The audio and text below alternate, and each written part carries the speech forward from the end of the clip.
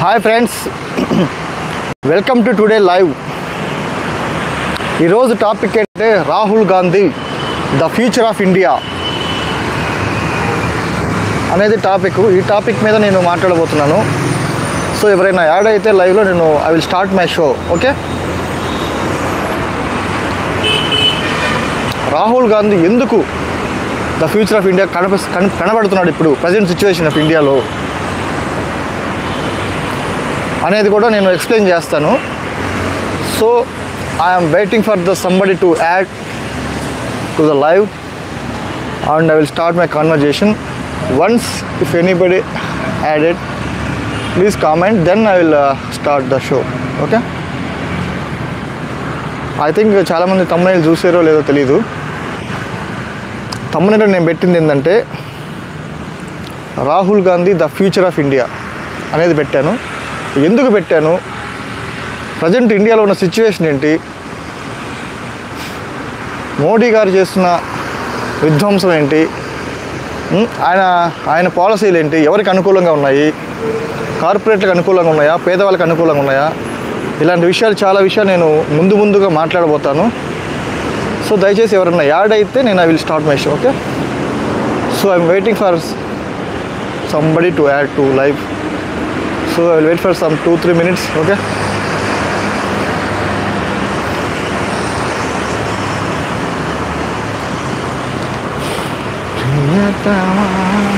Priyatama Hridayama Taralina. Hi Andy. Hi. ఈరోజు topic ఏంటంటే the future of India. ఎవరు present సిచ్యువేషన్లో ఇండియాలో ఉన్నటువంటి నాయకుల్లో కానివ్వండి, అన్ని పొలిటికల్ పార్టీలు కానివ్వండి, ఎవరు ద మెయిన్ ఇండియాని కాపాడగలిగిన శక్తి ఎవరికి ఉంది అనేది ఈ వీడియోలో చెప్పబోతున్నాను. సో దయచేసి అందరూ కూడా వినండి. ఇండియాకి ప్రజెంట్ సిచ్యువేషన్ ఉన్నటువంటి స్ట్రగుల్స్ ఏంటి, ఎక్కడ మన హడిల్స్ ఉన్నాయి, ఎవరు వస్తే ప్రధానమంత్రిగా మనకి దీన్ని అధిగమించవచ్చు, ఎందుకు నరేంద్ర మోడీ గారు 11 ఏళ్ళుగా మనకి పిఎంగా ఉన్నా సరే మనం ఇంకా దాన్ని ఎందుకు అధిగమించకపోతున్నాము. ఆయన మేక్ ఇన్ ఇండియా అని చాలా రకాల స్వచ్ఛ భారత్ చాలా రకాల ప్రోగ్రామ్స్ పెట్టాడు, జిఎస్టీ తీసుకొచ్చాడు, డిమానిటేషన్ అన్నాడు, ఎన్నో పాలసీలు మార్చాడు. అయినా సరే ఇండియా అనేది ఇంకా వెనకబడుతూనే ఉంది. అర్థమైంది. వాళ్ళు 70 ఏళ్ళుగా కాంగ్రెస్ వాళ్ళు ఏలారు, ధ్వంసం చేశారు అది అని చెప్పి అధికారంలోకి వచ్చారు. కానీ ఇప్పటికి కూడా మళ్ళీ ఇండియా అలానే ఉంది. ఇన్ఫ్యాక్ట్ ఇంకొక మెట్టు కిందకి దిగిందని చెప్పాలి. సో ఎందుకు ఇలా జరుగుతుంది, ప్రజెంట్ సిచ్యువేషన్లో ఇండియాని ముందుంచి నడిపించగల నాయకుడు ఎవరు, ఎవరినైతే వీళ్ళు పప్పు అని ఎగతాళి చేశారు, ఒక వ్యంగ్యంగా మాట్లాడారు, అతనే ఇండియాకి ఫ్యూచర్గా కనబడబోతున్నాడా అనే విషయాలు ఈ వీడియోలో చెప్పబోతున్నాను. సో క్లారిటీగా వినండి. ఎందుకు Rahul Gandhi the future of India. వాళ్ళు పప్పు అన్న స్థాయి నుంచి ఇప్పుడు సుప్రీంకోర్టు కూడా అతను చెప్పిన మాటలకి సపోర్ట్ చేస్తూ ఎలక్షన్ కమిషన్ విషయంలో కావచ్చు, బీహార్లో జరుగుతున్నటువంటి ఎస్ఐఆర్ విషయంలో కావచ్చు, ఇంకా చాలా విషయాల్లో అతను చాలా బాగా మాట్లాడుతున్నాడు. ఒక పరిణితి చెందిన ఒక నాయకుడిలాగా అనిపిస్తున్నాడు. సో ఇక ఫ్యూచర్లో అతనే మనకి నాయకుడు అవుతాడా అనేది ఈ వీడియోలో మనం చర్చించబోతున్నాం. సో దయచేసి ఎవరన్నా లైన్లో ఉన్న వాళ్ళు కొంచెం కామెంటు లైక్ చేస్తే then I will start my show. Okay,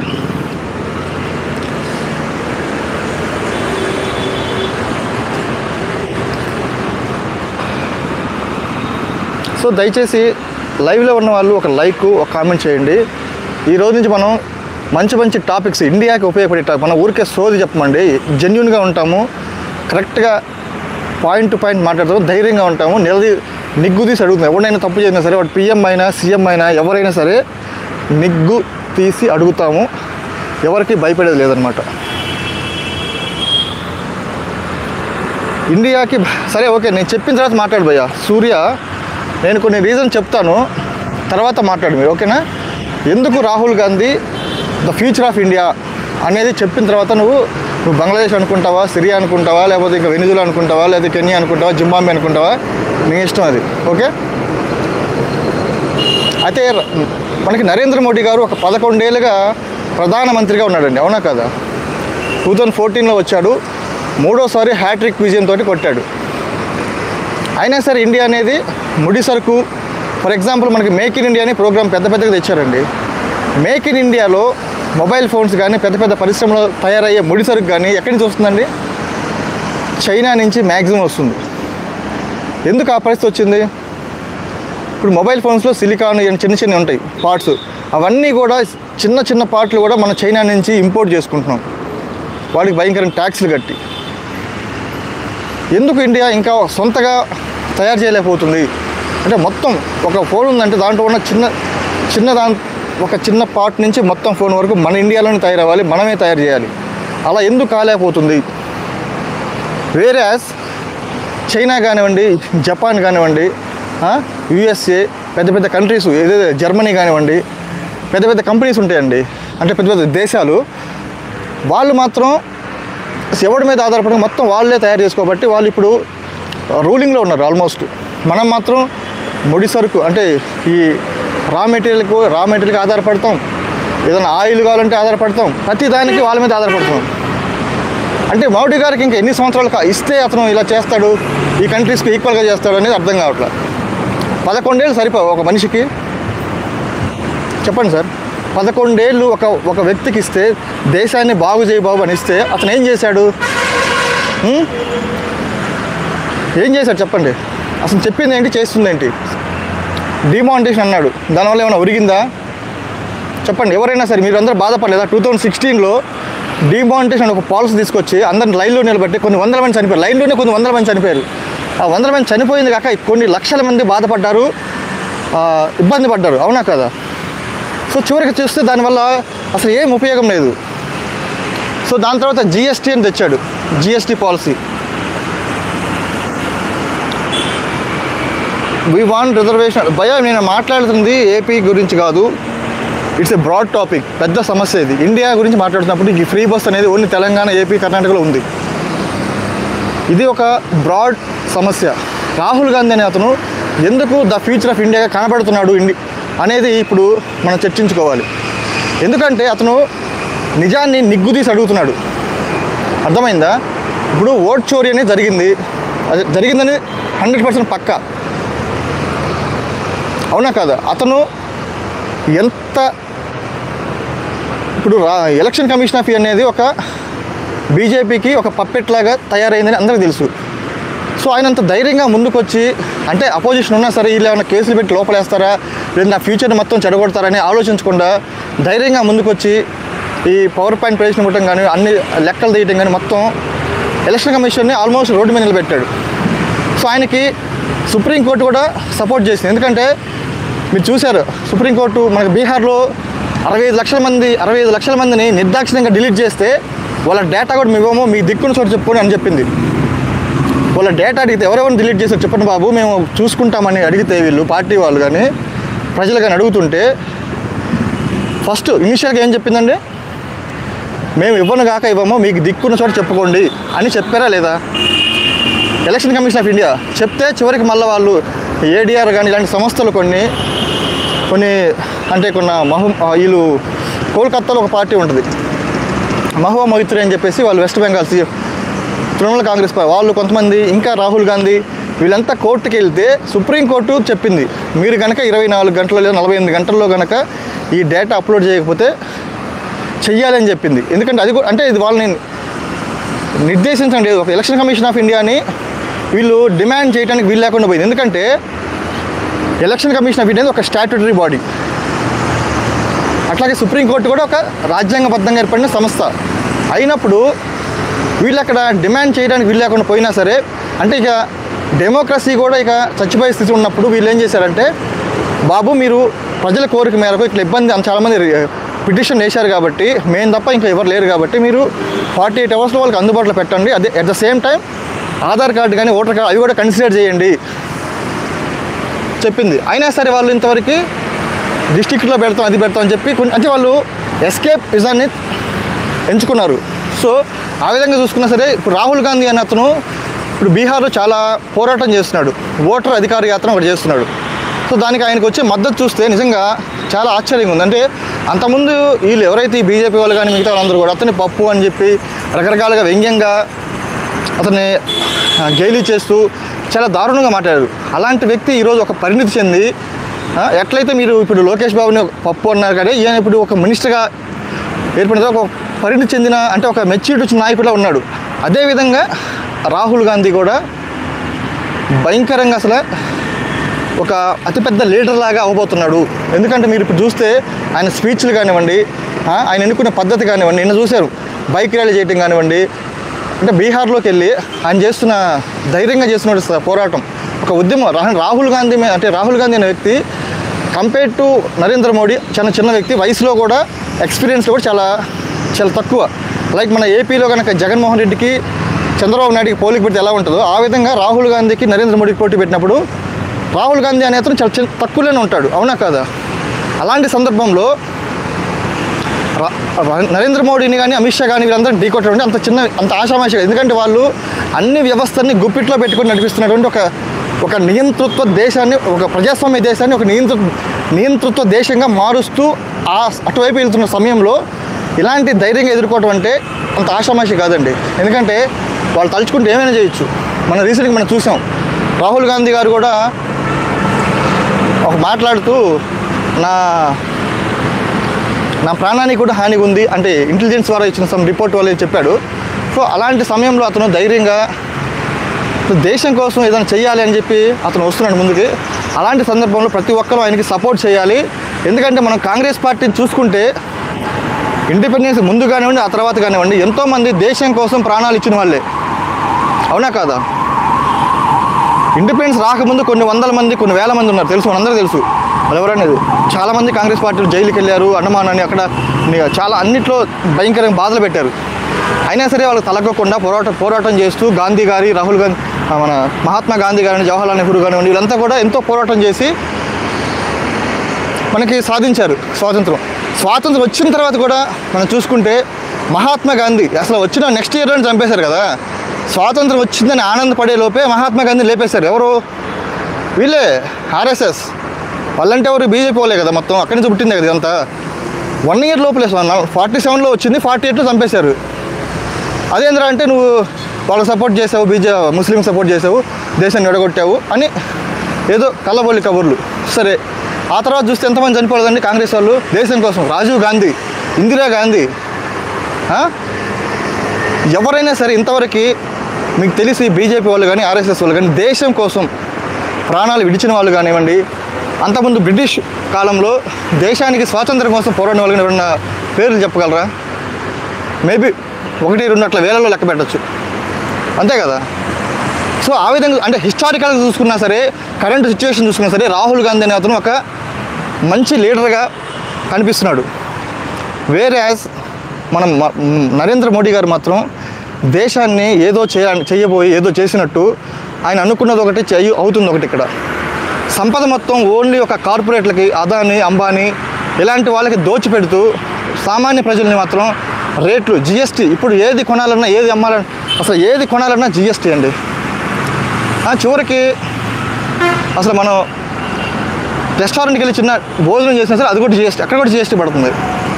ప్రతి ఒక్కటి ఏది బ్రష్ కాడ నుంచి చిన్న పెన్నీస్ దగ్గర నుంచి పెద్ద పెద్ద టీవీలు కానీ ఏది కొనాలన్నా సరే దాని రేంజ్ని బట్టి జిఎస్టీ రేట్లు ఉన్నాయి. చిన్న వాటికి 5%, పెద్ద వాటికి 28% దాకా ఉంది. ఎప్పటికప్పుడు దాన్ని రివైజ్ చేస్తున్నారు. కానీ పేద ప్రజలకు ఏదన్నా ఆల్రెడీ శాలరీస్లో మనం ట్యాక్స్లు కట్ అవుతుంది మనందరికి, చాలామందికి, అవునా కదా?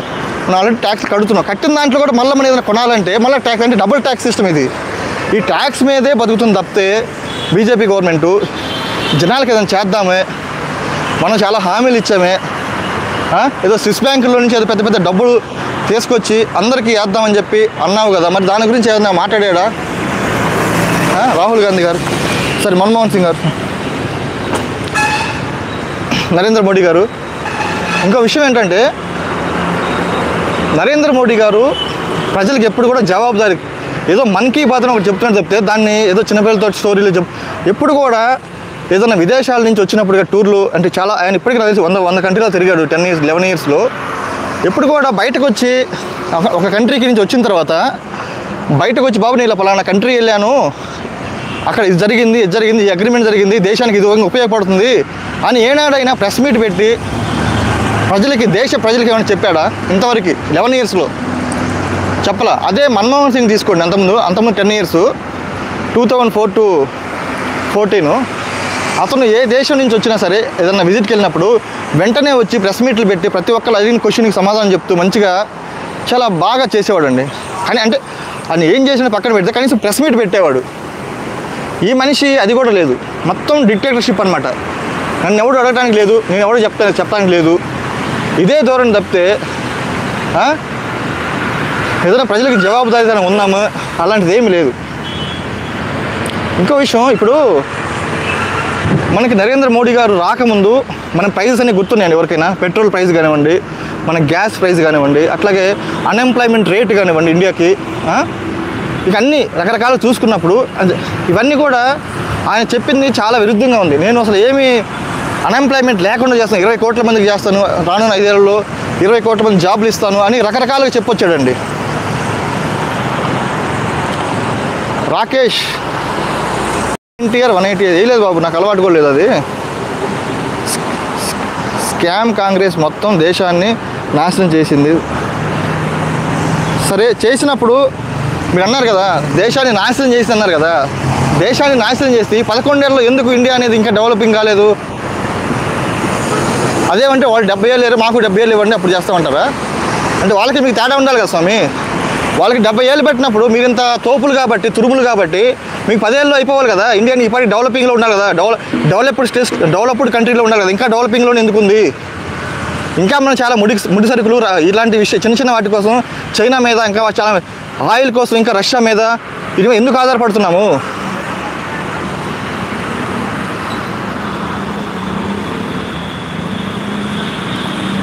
సలీం అవునండి, అది నేను చెప్పేది కూడా అదే. GST వల్ల వాళ్ళకి లాభం తప్పితే ఇంతకుముందు ఏంటంటే కనీసం స్టేట్స్కి ఈక్వల్గా ఇచ్చేవాళ్ళు. ఇంతకుముందు ఏంటంటే GST కాకముందు స్టేట్ ట్యాక్స్ ఉన్నది, ఆ స్టేట్ ట్యాక్స్ని బట్టి స్టేట్లు మంచిగా బతికాయి. ఇప్పుడు అట్ట కాదు, ప్రధానికి కొన్ని అడుక్కోవాల్సి వస్తుంది.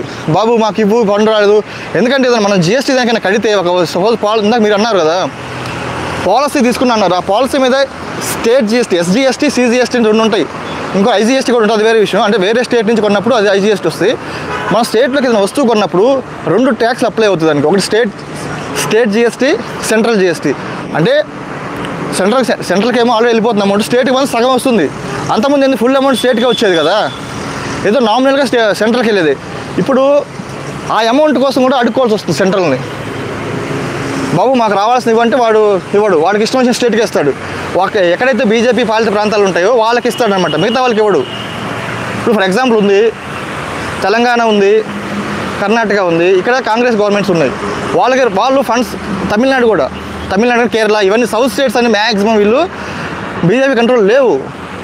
వీళ్ళ ముఖ్యమంత్రులకి మాత్రం ఇబ్బంది పడుతున్నారు.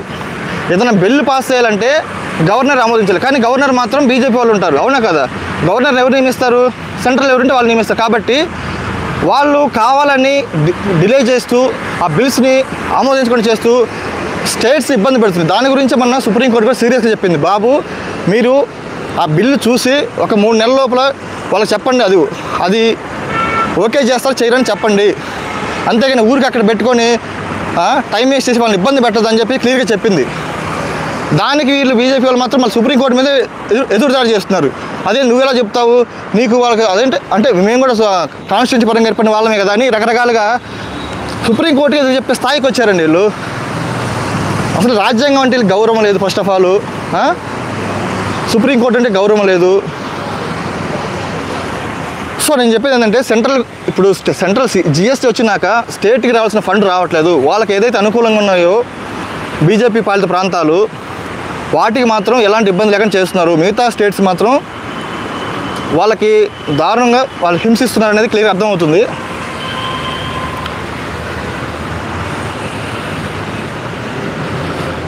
You are spreading lies. Oh my God bro, I thought you are saying truth, but you are ఏంది బ్రో, ఒక పక్క నేను ఒక పక్క నేను నిజం చెప్తున్నాను అంటావు, మళ్ళీ ఇంకో పక్క నేను అబద్ధాలు స్ప్రెడ్ చేస్తున్నా అంటావు. అంటే ఏది కరెక్ట్ చెప్పు రెండిట్లో? సాయి కిషోర్,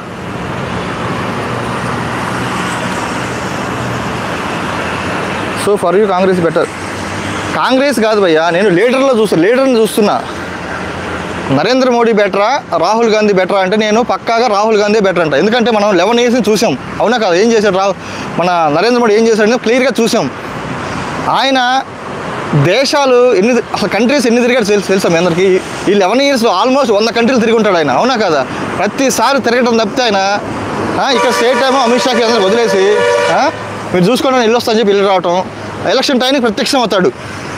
ప్రత్యక్షమై అది అని చెప్పేసి అన్ని స్టేట్లు తిరిగి సుడిగాల్లో తిరిగేసి అన్ని అబద్ధాలు చెప్పి మళ్ళీ అధికారంలోకి వస్తాడు. ఇదే కదా చేస్తుంది ఆయన. ఇంతకని ఏమైనా చేశాడా 11 ఏళ్ళలో? ఆయన చెప్పిన ఏ పాలసీ ఇండియాకి అనుకూలంగా చెప్పండి. ఒక డిమానిటేషన్ కానివ్వండి, జిఎస్టీ కానివ్వండి, ఆయన తీసుకొచ్చిన ఏ పాలసీలు ఇండియాకి అనుకూలంగా ఉన్నవి? అదేమన్నా కరెక్ట్గా ఎలక్షన్ ముందు ఆయనకి ఇండియా పాకిస్తాన్ గుర్తొస్తాయి, పాకిస్తాన్ బంగ్లాదేశ్ ఇలాంటి కంట్రీస్ గుర్తొస్తాయి, అవునా కదా?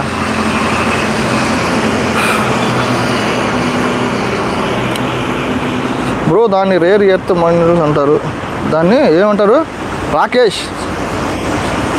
రేర్ ఎర్త్ మినరల్స్ అంటారు. ఎవరిని? మన జీడిపి ఎంతరా గొర్రె కాంగ్రెస్ టైంలో? ఓహో, జీడిపిలో ఏం చేయలేదు కాంగ్రెస్ టైం, మన్మోహన్ సింగ్ టైంలోనే భయంకరంగా ఉంది.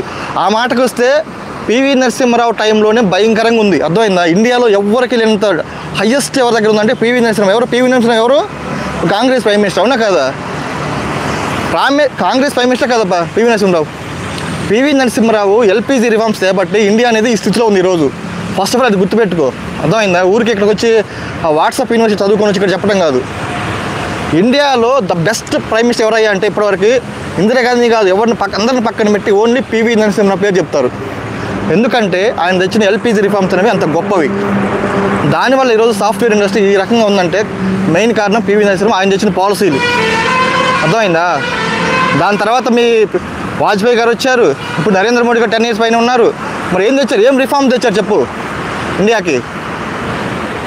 ఆయన తెచ్చింది స్వచ్ఛ భారత్ కానివ్వండి, అన్ని స్వచ్ఛ భారత్ ఫెయిలే, డిమానిటేషన్ ఫెయిలే, ఏది ఫెయిల్గా చెప్పండి. ఆయన తెచ్చిన పాలసీల్లో make in India utter flop, ఏది సక్సెస్ అని చెప్పండి. నరేంద్ర మోడీ గారు తెచ్చిన ఒక్క పాలసీ ఇది సక్సెస్ అని చెప్పండి నాకు. లైక్ పివి నరసింహారావు కానివ్వండి వాళ్ళగా.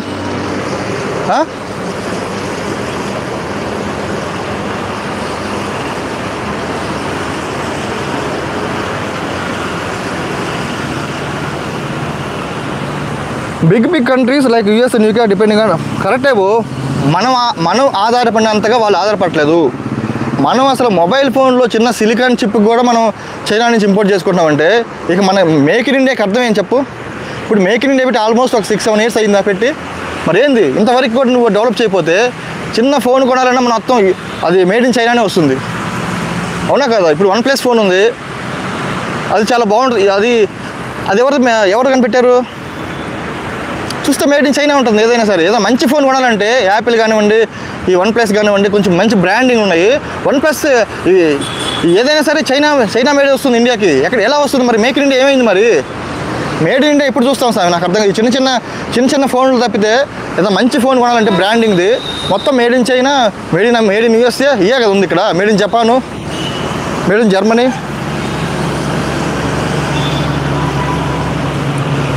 Sales tax, commercial tax, service tax, service charges ఇవన్నీ లేవుగా కదరా.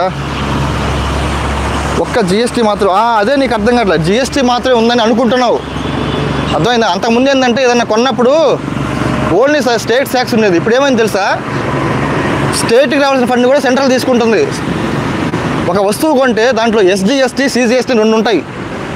ఫర్ ఎగ్జాంపుల్ జిఎస్టీ రేట్ 12% అయితే 6% స్టేట్కి, 6% సెంట్రల్కి పోతాయి. ఆ సెంట్రల్కి పోయిందని మళ్ళీ తెచ్చుకోవాలంటే వాళ్ళ కాళ్ళు పట్టుకోవాలి, అన్నీ చేయాలి. ఇక సరిపోలేదు బాబు మాకు ఇవ్వండి అని.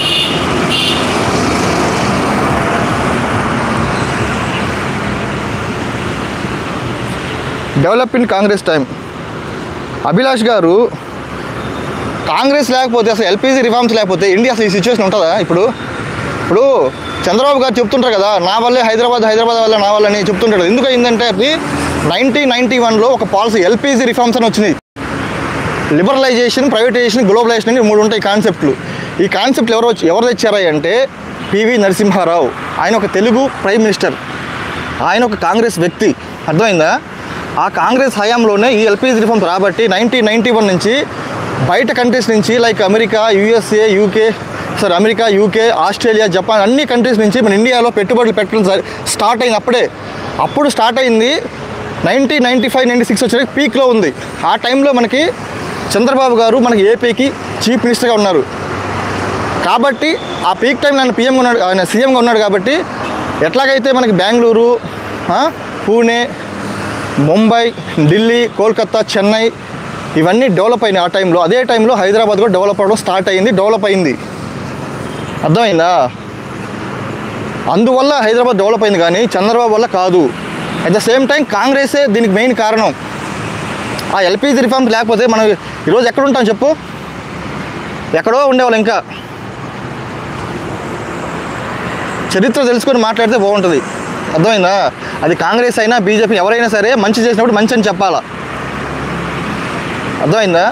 ఇప్పుడు అలాంటి రిఫార్మ్స్ పివి నరసింహారావు గారు కాంగ్రెస్ వ్యక్తి, కాంగ్రెస్ మనిషి, కాంగ్రెస్లో పుట్టి పెరిగిన వాడైనా. అలాంటి కాంగ్రెస్ పార్టీ నువ్వు అన్నావు డెవలప్మెంట్ అయిందా అంటున్నావు కాంగ్రెస్. మరి అదే దాన్ని ఏమంటారు? మరి ఆ ఎల్పిజి రిఫార్మ్స్ లేకపోతే ఈరోజు ఇండియాలో సాఫ్ట్వేర్ ఇండస్ట్రీ ఈ విధంగా డెవలప్ అయి ఉండేదా ఇంత ఫాస్ట్గా? ఆ రోజు తీసుకున్న నిర్ణయాలు బట్టే ఏదైనా సరే జరుగుతాయి. అట్లాగే ఇప్పుడు అలాంటి నిర్ణయాలు ఏమైనా తీసుకుని చెప్పు. అంత గర్వపడే నిర్ణయాలు ఏమైనా ఉన్నాయా నరేంద్ర మోడీ హయాంలో? చెప్పగలరు ఎవరైనా?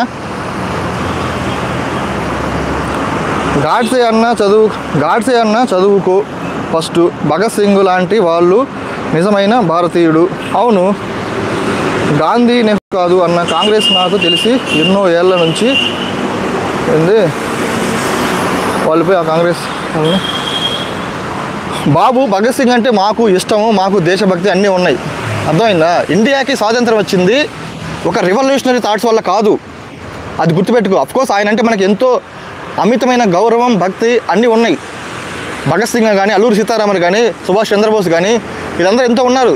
బాలగంగాధర్ తిలక్ వీళ్ళంతా ఉంటారండి. కానీ మనకి స్వాతంత్రం వచ్చింది ఎలా వచ్చింది? అహింసా మార్గంలో చేయబట్టి. అర్థమైందా? అహింసా మార్గం కనిపెట్టింది ఎవరు? మహాత్మా గాంధీ. ఆల్రెడీ ఆయన సౌత్ ఆఫ్రికాలో ప్రూవ్ చేసుకుని వచ్చి ఇండియాకి వచ్చి అందరినీ ఒక తాటిపైకి తెచ్చి పోరాటం చేయబట్టి స్వతంత్రం వచ్చింది. అది అందరూ యాక్సెప్ట్ చేయాలి. మనందరికీ భగత్ సింగ్ అంటే ఇష్టం, అల్లూరి సీతారామన్ ఇంకా మన తెలుగు అందరికీ ఇష్టం, మనకి ఇష్టం. కానీ మనకి ఎందుకు స్వాతంత్రం వచ్చింది అనేది అందరూ ఇప్పుడు మనమే కదండి. బయట కంట్రీస్ అమెరికా కానీ, కెనడా కానీ, పెద్ద యూకే కానీ పెద్ద కంట్రీస్లోనే మహాత్మా గాంధీ విగ్రహాలు ఉన్నాయి పెద్ద సెంటర్లో. చూసుకోండి మీరు వెళ్ళి. ఎందుకుంటాయి? ఊరికే పెట్టుకోరు కదా ఎవరు కూడా. మన మీద ఇక్కడ చరిత్ర మొత్తం వక్రీకరించేసి వాట్సాప్ యూనివర్సిటీ చదువుకొని వచ్చేసి అదంతా కాదు తప్పు అని చెప్తే నమ్మడానికి ఎవరు కూడా ఇక్కడ గొర్రెలు లేరు. అర్థమవుతుందా? హిస్టరీ అందరూ చదివిన వాళ్ళే. మనకి భగత్ సింగ్ గారు దేశం కోసం ప్రాణాలు విడిచారు, అల్లూరి సీతారామరాజు విడిచారు, చాలామంది ఉన్నారండి. కానీ నిజం కూడా ఒప్పుకోవాలి కదా. ఎందుకు స్వతంత్రం వచ్చిందంటే అహింసా మార్గం. అదే కదా, అహింసా మార్గం అన్నిటికన్నా బలమైనది, గట్టిదని చెప్పేసి అందరు నమ్మారు. కాబట్టి కాంగ్రెస్ అనే దాన్ని స్థాపించి, అఫ్కోర్స్ కాంగ్రెస్ స్థాపించింది మహాత్మా గాంధీ కాదు కాబట్టి, ఏ ఓహం వీళ్ళు కాబట్టి తర్వాత అందరూ చాలామంది ప్రముఖులు జాయిన్ అయ్యి మిగతా వాళ్ళతో కలిసి పోరాటం వల్ల వచ్చింది. అందరూ అది ఒప్పుకోవాలండి. చరిత్రను ఎప్పుడు డైవర్ట్ చేయకూడదు. సో చూద్దాం ఇంకా డెవలపింగ్ కంట్రీ అని ఇండియా స్టిల్ డెవలపింగ్ కంట్రీ అని చెప్పరా బాబు, తెలుసుకో ఫస్ట్. ఇండియా అనేది స్టిల్ డెవలపింగ్ అండి, కాదని ఎవరన్నారు? నేను అదే చెప్పింది ఇందాక నుంచి. ఇండియా ఇది స్టిల్ డెవలపింగ్ కంట్రీ. ఓకేనా? మనందరం కూడా డెవలప్డ్ కంట్రీలాగా ఎప్పుడు మారుదని ఎదురు చూస్తున్నాం. కానీ అది రావట్లేదు కదా. ఎప్పటికప్పుడు వచ్చినటువంటి ప్రతి ఒక్క నాయకుడు కూడా స్వార్థ రాజకీయాలు చేసుకుంటూ ఈ కార్పొరేట్లకి దోచిపెట్టుకుంటూ పోతే ఇండియా ఇంకెప్పుడు డెవలప్ అవుద్ది? ఇండియాలో ఉన్న సంపద మీకు తెలుసండి, 80% అనేది ఓన్లీ కార్పొరేట్ల దగ్గర ఉంది. 2-3 చేతుల్లో ఉంది. ఈ అదానీ, అంబానీ, మిట్టల్ ఇలాంటి వాళ్ళు పెద్దలు ఉంటారు కదా, వాళ్ళ దగ్గరే ఉన్నదండి. మన దగ్గర ఏం లేదు. ఇంకో విషయం చెప్పాలంటే ఆశ్చర్యపోతారు. అసలు ఇండియా జనాభా అప్రాక్సిమేట్లీ 150 crores. ఈ 150 కోట్లలో 100 కోట్ల మందికి పైగా, ఆల్మోస్ట్ 100 కోట్ల మందికి పైగా తినటానికి తిండి లేదు 3 పూట్ల. అలాంటి సిచ్యువేషన్లో మనం ఎప్పుడు డెవలప్ అవుతాం స్వామి? ఫస్ట్ దేశంలో ఉన్నటువంటి ప్రజలకి, సామాన్య ప్రజలకి, పేదవాళ్ళందరికీ కూడా వాళ్ళ జీవన విధానాన్ని మెరుగుపరచాలి. అవునా కదా? ఎలా మెరుగుపరచాలి? వాళ్ళకి ఉపాధి అవకాశాలు కల్పించడం ద్వారా, ఇలాంటి చేయటం ద్వారా వాళ్ళకి ఇండియా అనేది డెవలప్ అవుతుంది. అంతేగాని వాళ్ళని అక్కడే వదిలేసి నేను దేశం సంపద మొత్తం ఒకరిద్దరికి ఇస్తాను, వాళ్ళే డెవలప్ అయిపోతారు, వాళ్ళు డెవలప్ అయితే కంట్రీ డెవలప్ అవుద్దా? ఒక అదానీ అంబానీ డెవలప్ అయితే ఇండియా అనేది డెవలప్ అవుద్దా? దీన్ని చెప్పండి ఎవరైనా. ఇప్పుడు ముఖేష్ అంబానీ, ఈ అదానీ వీళ్ళందరూ కూడా వరల్డ్లో నెంబర్ 1, 2 స్థానానికి వెళ్ళినా సరే ఇండియాలో 120 కోట్ల మందికి అన్నం ఉండదు, తిండి ఉండదు. అలాంటప్పుడు ఎలా డెవలప్ అవుతామండి? ఫస్ట్ బేసిక్ ఇన్ఫ్రాస్ట్రక్చర్ పెంచాలి, వాళ్ళకి ఉపాధి అవకాశాలు కల్పించాలి, వాళ్ళు కూడా ఎదిగే విధంగా చేయాలి పాలసీలు. అంతేగాని ఊరికే దొరికారు కదా కార్పొరేట్లు, బినామీలతో చేసుకోవటం, ఇది కాదండి. దట్స్ నాట్ కరెక్ట్ అండి.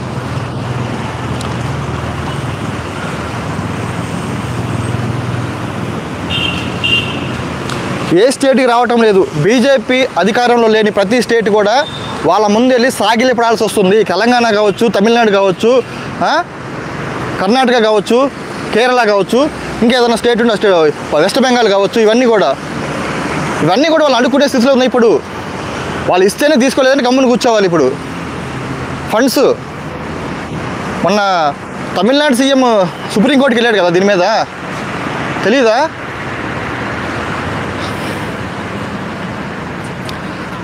అభిలాష్ కోట స్టాటిస్టిక్స్ చెప్పాలా?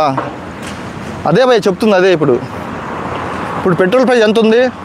70 రూపాయల నుంచి ఎంతకు వచ్చిందండి? 107 రూపాయలకు వచ్చింది.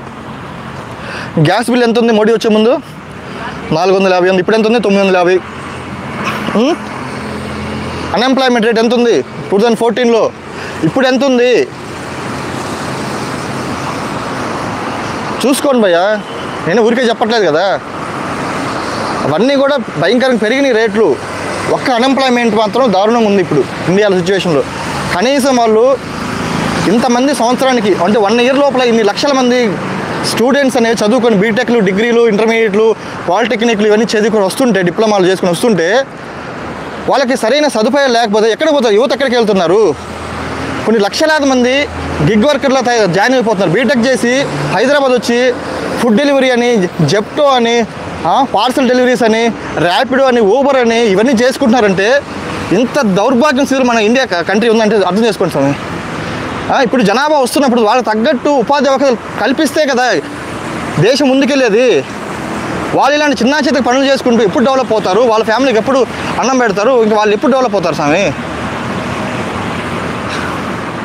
పాలసీలు అనేవి దేశాన్ని ముందుకు నడిపించే విధంగా ఉండాలి తప్ప దేశాన్ని పాతాలని తొక్కే విధంగా ఉండకూడదండి.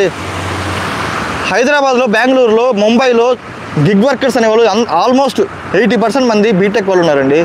బీటెక్, డిగ్రీ చేసిన వాళ్ళు చేస్తున్నారు లైవ్గా.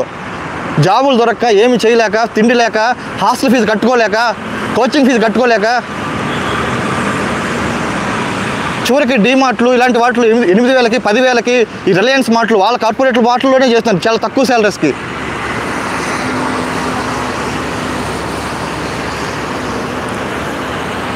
Don't talk with half. ఏం చెప్పాలి చెప్పు? హాఫ్ నేను చెప్పింది కరెక్ట్ కదా? ఇప్పుడు కార్పొరేట్ల వల్ల ఇండియా అనేది ముందుకు వెళ్తుందా వెనక్కి వెళ్తుంది చెప్పండి. అభిలాష్ గారు నేను చెప్పేది కరెక్టా కదా? ఇప్పుడు డీమార్ట్లో పనిచేసి ఎంత అండి ఇప్పుడు హైదరాబాద్ సిటీస్లో? 9,000, 10,000 మ్యాక్సిమం. అది వాళ్ళ హాస్టల్ దానికే సరిపోవట్లేదండి.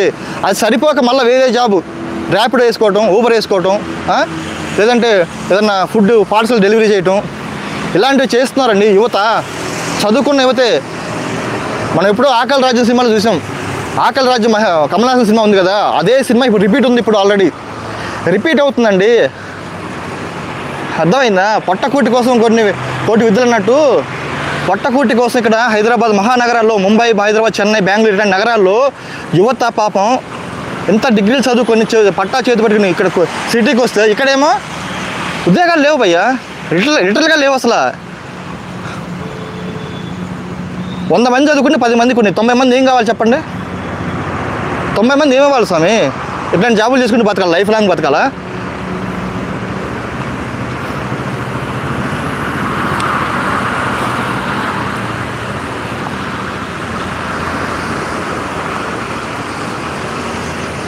రాహుల్ గాంధీ అనేది ఎందుకు బెటర్ అంటే ప్రజెంట్ సిచ్యువేషన్లో ఇండియాకి ఒక ముందుంది, ఒక ప్రోగ్రెసివ్గా ఆలోచించి మంచి ఐడియాలజీ ఉన్న నాయకుడు కావాలి. ఇట్లా నరేంద్ర మోడీ లాగా అవుట్డేటెడ్ పర్సన్ వస్తే వేస్ట్ ఇండియాకి. ఇట్లానే ఉంటుంది. ఈ చెత్త దిక్కుమాలిన పాలసీలు తీసుకొచ్చి ఇండియాని ఇంకా చివరికి కిందకి దించుతూ ఉంటారు తప్పితే ముందుకెళ్ళే పరిస్థితి ఉండదు. మనం ఆల్రెడీ ఆయన 10-11 ఇయర్స్ చూసాం, అవునా కదా? ఆయన తీసుకొచ్చిన పాలసీలు ఏది సక్సెస్ అయింది చెప్పండి? ఒక్కటి సక్సెస్ కాల. రాహుల్ గాంధీకి ఒక విజన్ ఉంది. మీరు ఆయన మాట్లాడే తీరు ఇంతకుముందు చూసుకొని ఇప్పుడు చూసుకోండి. ఆయన పోరాడే తత్వం కానివ్వండి, ఎలక్షన్ కమిషన్ మీద, మోడీ మీద, అమిత్ షా మీద, ఇంత గట్టి వాళ్ళ మీద, అదానీ మీద ఆయన చేసే ఎలిగేషన్స్ కానీ, ఆయన తీసుకున్న పాయింట్స్ కానివ్వండి చాలా పర్ఫెక్ట్గా ఉన్నాయి. ఆయన దేశాన్ని ముందుకు తీసుకెళ్తాడనే నమ్మకం నాలో కలిగింది. అర్థమైందా? హిస్టారికల్గా తీసుకున్నా సరే వాళ్ళ ఫ్యామిలీ పరంగా, అంటే నేను ఫ్యామిలీని అట్లాగని ఫ్యామిలీని వెనక్కి వేసి రావట్లే. ఓన్లీ ఇప్పుడు 11 years నుంచి ఓన్లీ మోడీ గారు ఎందుకు ఉండాలి? ఇప్పుడు బీజేపీ గెలుస్తుందండి, ఓన్లీ మోడీకి ఎందుకు అవకాశం? ఇంకా ఎవరు లేరా? వేరే సీనియర్ పర్సన్ ఎవరు లేరా బీజేపీలో? సీనియర్స్ ఎవరు లేరా? ఈ అమిత్ షా కంటే చాలామంది ఇంకా సీనియర్స్ ఉన్నారండి. వాళ్ళకి ఎందుకు ఇవ్వకండి, ఓన్లీ మోడీకి ఎందుకు ఇస్తారు? ఇప్పుడు 5 years ఇచ్చారు, పోయింది. మళ్ళీ 5 years మళ్ళీ పోయింది, ఏం లేదు. ఆయన తీసుకున్న పాలసీలను వేస్ట్. అలాంటప్పుడు కనీసం థర్డ్ టైం గెలిచినప్పుడు అయినా సరే వేరే పర్సన్కి ఇస్తే బీజేపీ వాళ్ళలోనే అతను ఏది చేసేవాడేమో, అలా చేయట్లేదు కదా ఇప్పుడు. సో అందుకు నేను అంటున్నా, రాహుల్ గాంధీ అనే అతను ఫ్యూచర్ ఆఫ్ ఇండియా కన్నా దాంట్లో యంగ్స్టర్. ఫస్ట్ ఆఫ్ ఆల్ అతను ప్రజెంట్ గ్లోబల్ ట్రెండ్స్ను అర్థం చేసుకునే మనిషి. అర్థమైందా? దానికి అనుగుణంగా పాలసీలు క్రియేట్ చేయగలడు. ఆయన రీసెంట్గా అమెరికా వెళ్ళినప్పుడు ఆయన స్పీచ్లు కానివ్వండి, ఆయన చేసిన వ్యాఖ్యలు కానివ్వండి మీరు చూస్తే అర్థమైపోద్ది. అంటే మీరు జనరల్గా అయితే రాహుల్ గాంధీ కదా పప్పు అని ఒక చులకన భావంతో ఉండి ఆయన స్పీచ్లు వినరనమాట. మేమేంటంటే అందరి స్పీచ్లు వింటాం కాబట్టి ఎవరు ఎలా ఉంటారనేది అర్థం చేసుకోగలం.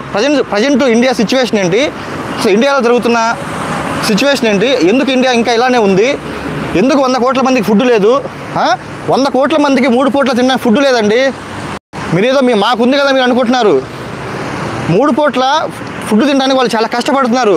ఒక పక్కేమో ఒక 2-3% మంది మాత్రం భయంకరంగా సంపద పెంచుకుంటూ world number 1, number 2, number 3, number 4 అని చెప్పుకుంటున్నారు.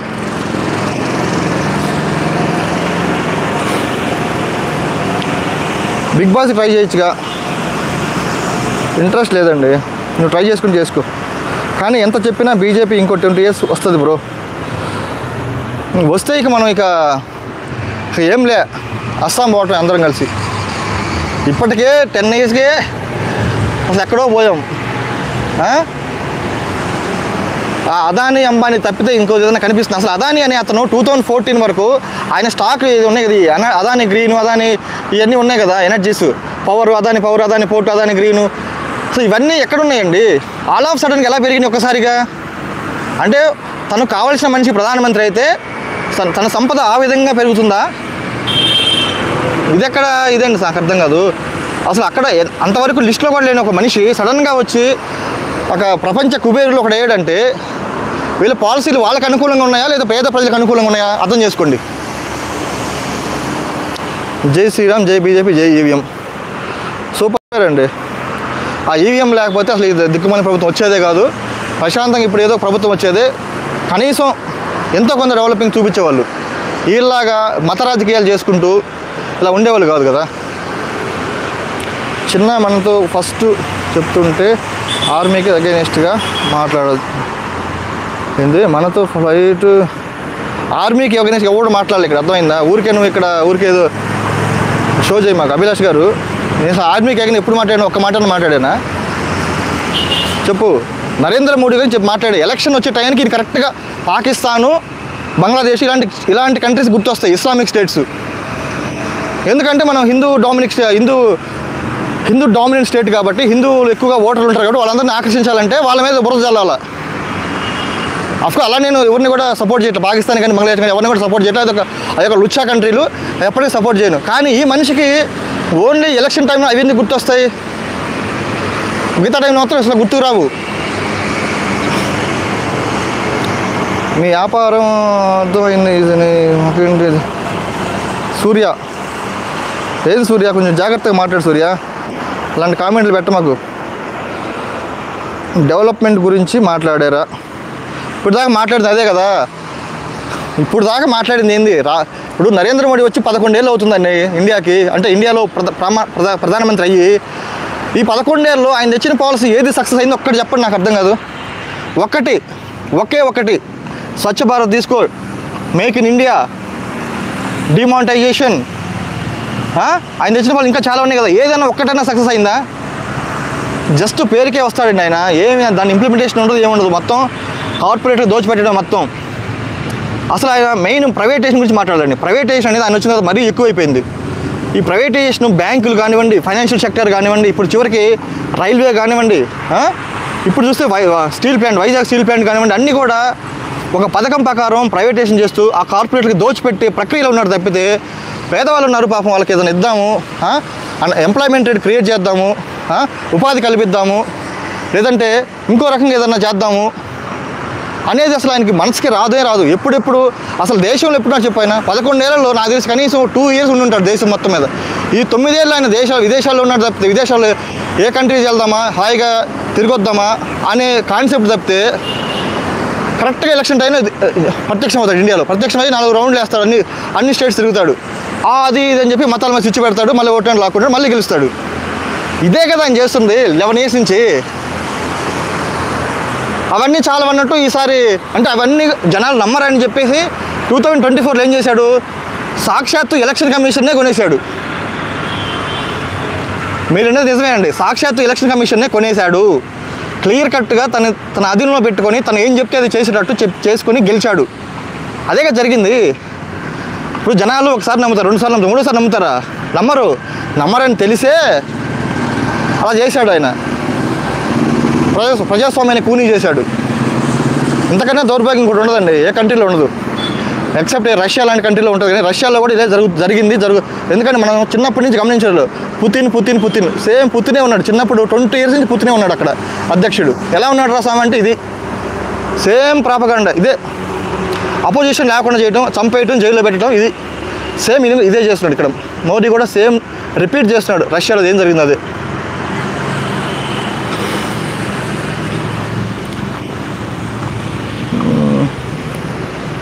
మోడీ ఈజ్ బెస్ట్ ఎవర్, అదేనండి, మోడీ ఈజ్ బెస్ట్ ఎవర్ అయితే ఆయన ఇంప్లిమెంట్ చేసిన పాలసీల్లో ఒక్క పాలసీ సక్సెస్ అని చెప్పండి. స్వచ్ఛ భారత్ సక్సెస్ అయిందా? మేక్ ఇన్ ఇండియా సక్సెస్ అయిందా? ఇంకేదన్నా పాలసీ సక్సెస్ అయిందా చెప్తే తరిస్తాం.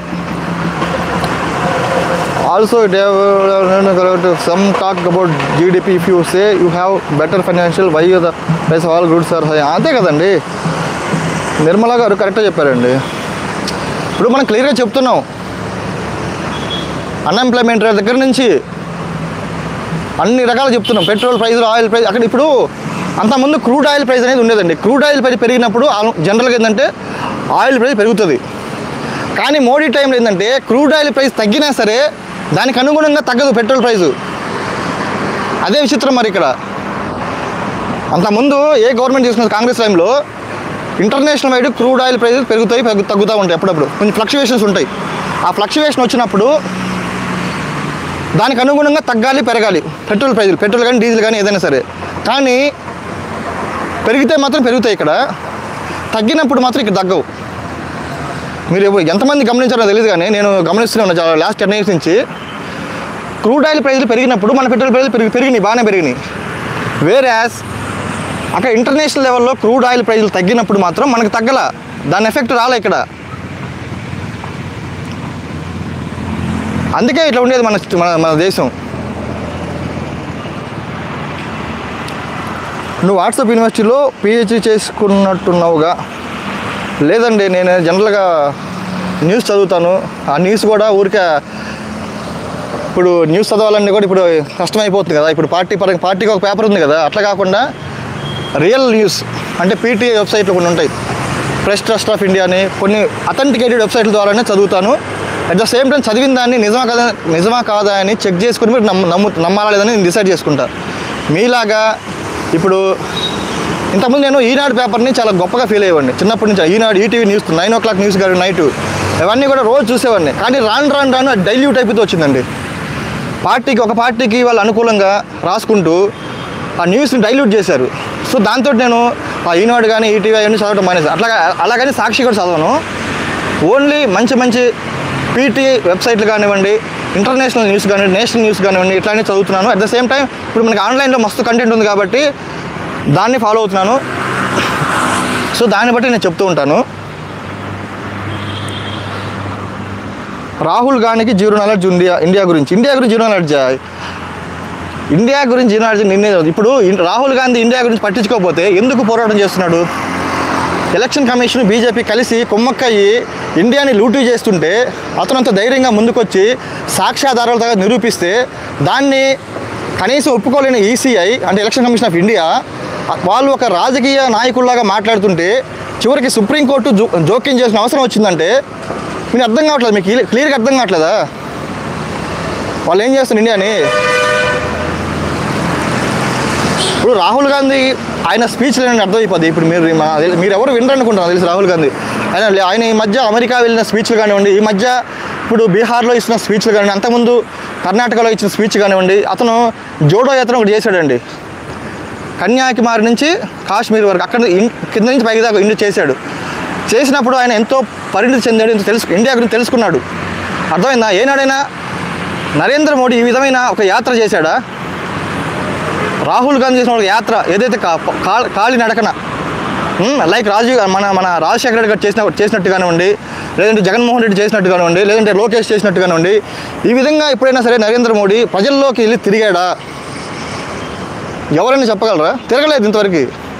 అసలు అంతెందుకండి, ఇంతవరకు ఆయన 11 yearsలో డైరెక్ట్గా ప్రెస్ మీట్ పెట్టాడా? వచ్చి డైరెక్ట్గా అంటే ఆయన ఏదో ఛానల్కి సపరేట్గా ఇవ్వటం కాదు, అట్లా కాకుండా ప్రెస్ మీట్ డైరెక్ట్గా వచ్చి ఫ్రీగా అడగండి క్వశ్చన్స్ నేను చెప్తాను అని ఇప్పుడు అన్నాడా? అడగలేదు కదా. అక్కడే అర్థమైపోతుంది ఆయన అసలు నిజాయితీగా ఉండడం లేదనేది. ఎవడైనా నిజాయితీగా ఉంటే డైరెక్ట్గా ప్రెస్ ముందు గురించి మాట్లాడమని చెప్పేస్తాడు. లైక్ మన్మోహన్ సింగ్ కానీ, పివి నరసింహరావు కానివ్వండి, లాల్ బహదూర్ శాస్త్రి, లైక్ వాజ్పేయి గారు, వీళ్ళంతా చేశారు కదా. మరెందుకు నరేంద్ర మోడీ చేయలేకపోతున్నాడు? ఎందుకంటే ఆయన చేసేది కేవలం కార్పొరేట్లకి అనుకూలంగా మాత్రమే పరిపాలన అనేది.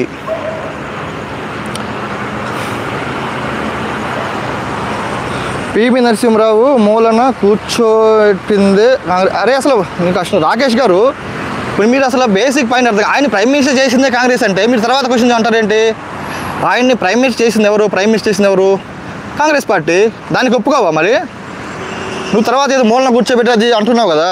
ఫస్ట్ ఆఫ్ ఆల్ ఆయన ప్రధానమంత్రి ప్లేస్లో కూర్చోబెట్టింది కాంగ్రెస్ కాబట్టి ఆయన కూర్చున్నాడు కాబట్టి ఇండియాలో ఎల్పీజీ రిఫార్మ్స్ వచ్చాయి. దానివల్ల ఇప్పుడు ఎన్నో industries including software industry, pharma industry, ఏ ఇండస్ట్రీ తీసుకున్నా సరే ఆయన తీసుకున్న నిర్ణయాల వల్ల ఈరోజు ఇండియా అనేది ఈ స్థితిలో ఉంది.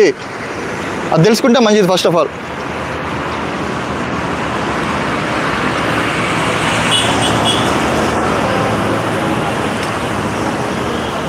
కరెక్ట్ ముందు ఎలక్షన్ టైంలో ఈవీఎం చేసి ఉన్నాడు, ఇప్పుడు పెట్టమన్నాడు, మారలే వస్తాడా? విజయలక్ష్మి బి ఏంది అర్థం కాలేదు. కరెక్టు ముందు ఎలక్షన్ టైంలో ఈవీఎంలు తీసి ఇంతకు ముందులా స్లిప్పులు పెట్టమను. మరలా పెట్టడండి, 100% పెట్టాడు. అసలు బ్యాలెట్ బాక్స్ పెడితే ఈ నరేంద్ర మోడీయే కాదు, ఇక్కడ ఏపీలో కూడా చాలామంది భవిష్యత్తు గల్లంత అవుతుంది.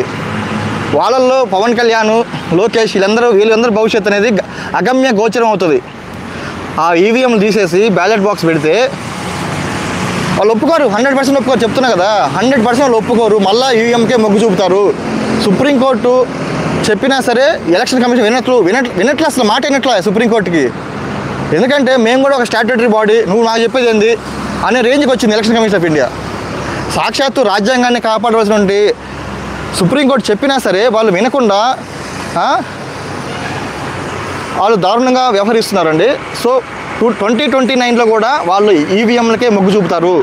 ఎట్టి పరిస్థితుల్లోనూ బ్యాలెట్ బాక్సులకి ఓకే చెప్పరు. అదేమంటే మాకు బ్యాలెట్ బాక్స్లోనే పెద్ద కష్టతరమైంది, పెద్ద మ్యాన్ పవర్ కావాలి, అది ఇదని కొన్ని సాకులు చెప్తారు. అదే జరుగుతుంది, చూడండి కావాలంటే.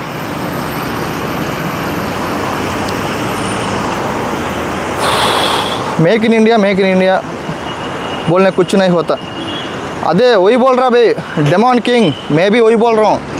मोदी जी आने के बाद वो मेक इन इंडिया बोला ना, कुछ भी नहीं हुआ. पूरा हम raw material everything we are importing from China, Japan, Germany, Russia, something like that.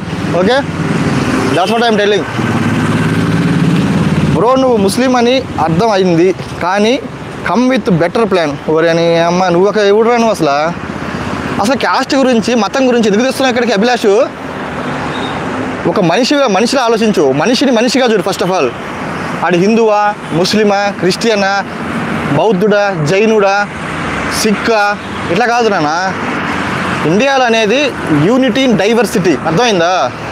అన్ని రకాల మతాల మధ్య, అన్ని రకాల కులాల మధ్య అన్యోన్యంగా బతకడమే ఇండియన్ అంటే, అర్థమైందా? అది తెలుసుకో first of all.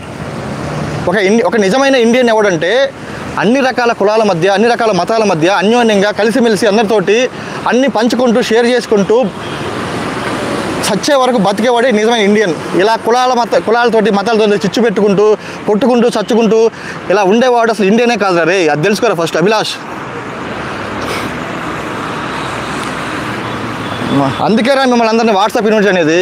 First of all మిమ్మల్ని వాట్సాప్ యూనిట్ ఏం చెప్తారంటే, ఫస్ట్ మతం అది చిచ్చు పెట్టండి అంటాడు, మతాన్ని తీసుకురండి, అప్పుడు లొంగపోతే కులాన్ని తీసుకురమంటాడు.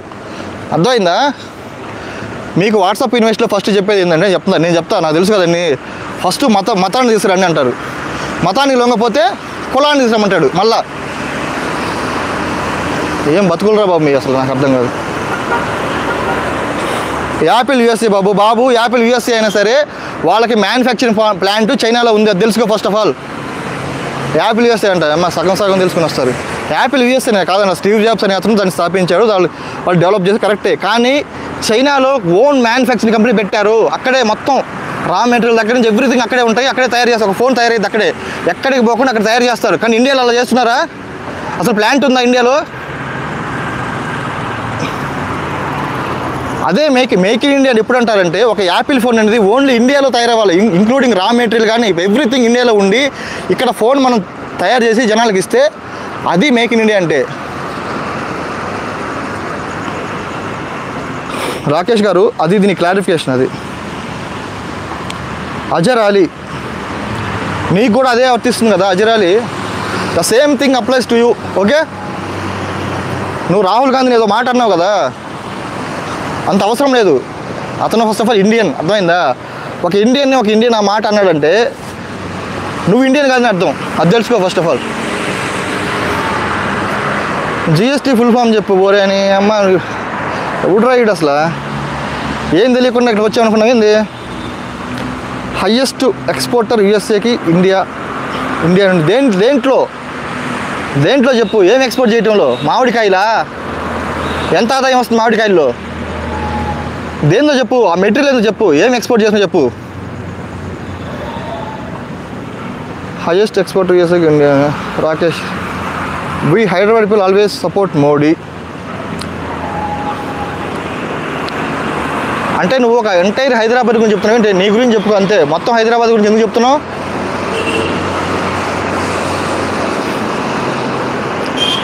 ఓరే గోరే మ్యానుఫ్యాక్చరింగ్ పెరిగిందిరా, సస్యం తెలుసు కాంగ్రెస్ టైంలో ఎంత పెరిగింది బాబు అభిలాష్ గారు. మ్యానుఫ్యాక్చరింగ్ పెరిగింది, కానీ ఎంత పర్సంటేజ్లో పెరిగింది అది ఇంపార్టెంట్, అర్థమైందా? కాంగ్రెస్ టైంలో ఉన్నప్పుడు ఎంత పర్సెంటేజ్లో పెరిగింది అంటే 8% 9% ఒక రేంజ్ ఉంటుంది. ఆ రేంజ్లో పెరిగిందా, దానికంటే తక్కువ రేంజ్లో పెరిగిందా, దానికంటే ఎక్కువ రేంజ్లో పెరిగిందా? అది చెప్పు. దానికంటే తక్కువ రేంజ్లో ఉంది, ఎక్కువ వెళ్ళలేదు, కంపేర్ చేసుకో. తిన్న జరగలేదులా ఉంది తమ్మడా వర్మ. అవును బ్రో, అందుకే వాకింగ్ చేస్తూ తిరుగుతున్నా. తిన్న జరగలేదు కాబట్టి వాకింగ్ చేస్తూ మాట్లాడుతున్నా. నేను చెప్పిందంటే ఏదైనా తప్పు ఉంటే దాన్ని పాయింట్అవుట్ చేసి మాట్లాడు, అంతేగాని తిన్న జరగలేదు కదా అవన్నీ కాదు మాటలు. ఓరే నాయన ఏందిరా బాబు. Every policy made by Modi government is important, like demonetisation article 20 ECC one nation one election. Every policy made by Modi government is important అంట. ఏం ఇంపార్టెంట్? ఎవరికి ఇంపార్టెంట్? కార్పొరేట్లకు ఇంపార్టెంట్, మనకు కాదు. పేద ప్రజలకు ఇంపార్టెంట్ కానే కాదు అవి. ఆయన తీసుకొచ్చిన పాలసీలు ప్రతి ఒక్కటి కూడా నువ్వు అన్నది కరెక్టే, ఇంపార్టెంటే. ఎవరికి ఇంపార్టెంట్ అది చెప్పట్లే నువ్వు. ఇప్పుడు ఒక అతను కామెంట్ చేశాడండి, దేశీ ఖబర్ అంట, హిందీ పర్సన్ అనుకుంటా. ఆయన ఏం చెప్తాడంటే every policy made by Modi government is important. ఎవరికి? ఎవరికి అది కూడా చెప్పాలి కదా. ఓన్లీ అదాని అంబానీకే ఇంపార్టెంట్ అది. దేశ ప్రజలకి, పేద ప్రజలకి, బడుగు బలహీన వర్గాలకి ఎవరికి కూడా అది ఇంపార్టెంట్ కాదు. బికాస్ ఆయన మొత్తం వాళ్ళకి సపోర్ట్గా ఇచ్చే విధంగానే పాలసీలు మేక్ చేస్తున్నాడు. Modi is great leader. అదే అవును, నేను చెప్పేది అదే. That's what I'm telling. Modi is great leader for corporate people, not for below poverty people, not for middle class people, not for lower middle class people. అది తెలుసుగా ఫస్ట్ ఆఫ్ ఆల్. అజరాలి జియో వాడు costly మంచి phone చేశాడు, BJP government దబ్బులు చేస్తా. ఇప్పుడు జియో గురించి వచ్చింది కదా చెబుతున్నానండి. జియో వాడు 2017లో వచ్చాడండి. అందరికంటే తక్కువగా ఇస్తాను రమ్మన్నాడు. అందరూ వెళ్ళారు, ఎగేసుకుని అందరం వెళ్ళాం, నేను కూడా ఇంక్లూడింగ్ మీ. అందరు వెళ్ళి జియో నెంబర్ తీసుకున్నాము.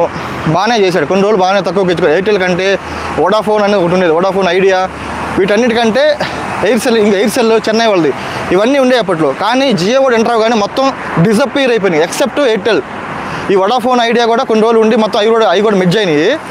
అయితే మీరు రీసెంట్గా లాస్ట్ 1 year నుంచి చూస్తే జియో వాడు రేట్లు చాలా చాలా జాగ్రత్తగా పెంచుకుంటూ వెళ్తున్నాడు. ఎవరికి అనుమానం రాకుండా సైలెంట్గా పెంచుకుంటూ పోతున్నాడు. రీసెంట్గా మీరు చూసారు, ఇంతకుముందు 200 ఉన్నది, ఇప్పుడు 300 అయింది. జియో రీఛార్జ్ చేసి చెప్తున్నా. ఇప్పుడు వాడు మొత్తం మొనోపాలీ తెచ్చాడు. మొనోపాలీ తెచ్చి ఇప్పుడు స్టార్ట్ వాడు గేమ్ స్టార్ట్ చేసాడు. ఇప్పుడు ఎవడు రిలయన్స్ ముఖేష్ అంబానీ అనే అతను గేమ్ స్టార్ట్ చేశాడు. మొత్తం లూటీ చేస్తున్నాడు ప్రజల దగ్గర నుంచి డబ్బులు. తక్కువకి ఆశ చూపించి అందరినీ నెట్వర్క్ మొత్తాన్ని లాక్కున్నాడు. ఫస్ట్ ఆఫ్ ఆల్ నెట్వర్క్ లాక్కున్నాక ఎటు పోలేని స్థితిలో ఇప్పుడు అతను లూట్ చేయడం మొదలుపెట్టాడు. రీఛార్జ్ అని మినిమం 250, 300, ఇంతకుముందు 150 ఉండేది, ఇప్పుడు లేదు. 180 ఉండేది, 250. ఆల్మోస్ట్ 50% కన్నా ఎక్కువ అతను పెంచాడు రేట్లు. అది ఎవరికి అర్థం కావట్లా. ఇదే కంటిన్యూ చూస్తుండే. ఇక ఇట్లానే ఫస్ట్ ఆశ చూపిస్తారండి, తర్వాత మొత్తం నాకేస్తారు. అది జరుగుతుంది ఇక్కడ.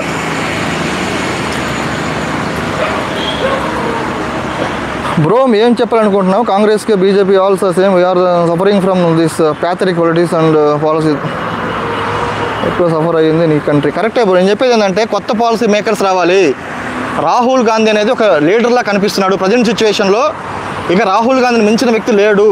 ఎందుకంటే ఒక యంగ్స్టర్ ఉన్నాడు, ఆల్రెడీ మనం చూసాం, బాగా చదువుకున్నవాడు, మంచిగా నాలెడ్జ్ ఉన్నవాడు. ఇప్పుడు బాగా పరిణితి అంటే మెచ్యూరిటీ ఇప్పుడు అతనిలో వచ్చింది. కాబట్టి ఈ నరేంద్ర మోడీ లాంటి అవుట్డేటెడ్ పర్సన్ పక్కన పెట్టి ఈ రాహుల్ గాంధీ లాంటి వాళ్ళని తీసుకొస్తే ఇండియా అనేది అట్లీస్ట్ డెవలప్ అవుతుందని చెప్పి వీళ్ళ గవర్నమెంట్ ఉన్న దానికంటే ఇంకొంచెం రెట్లు ఎక్కువ డెవలప్ అవుతుందని చెప్తున్నా.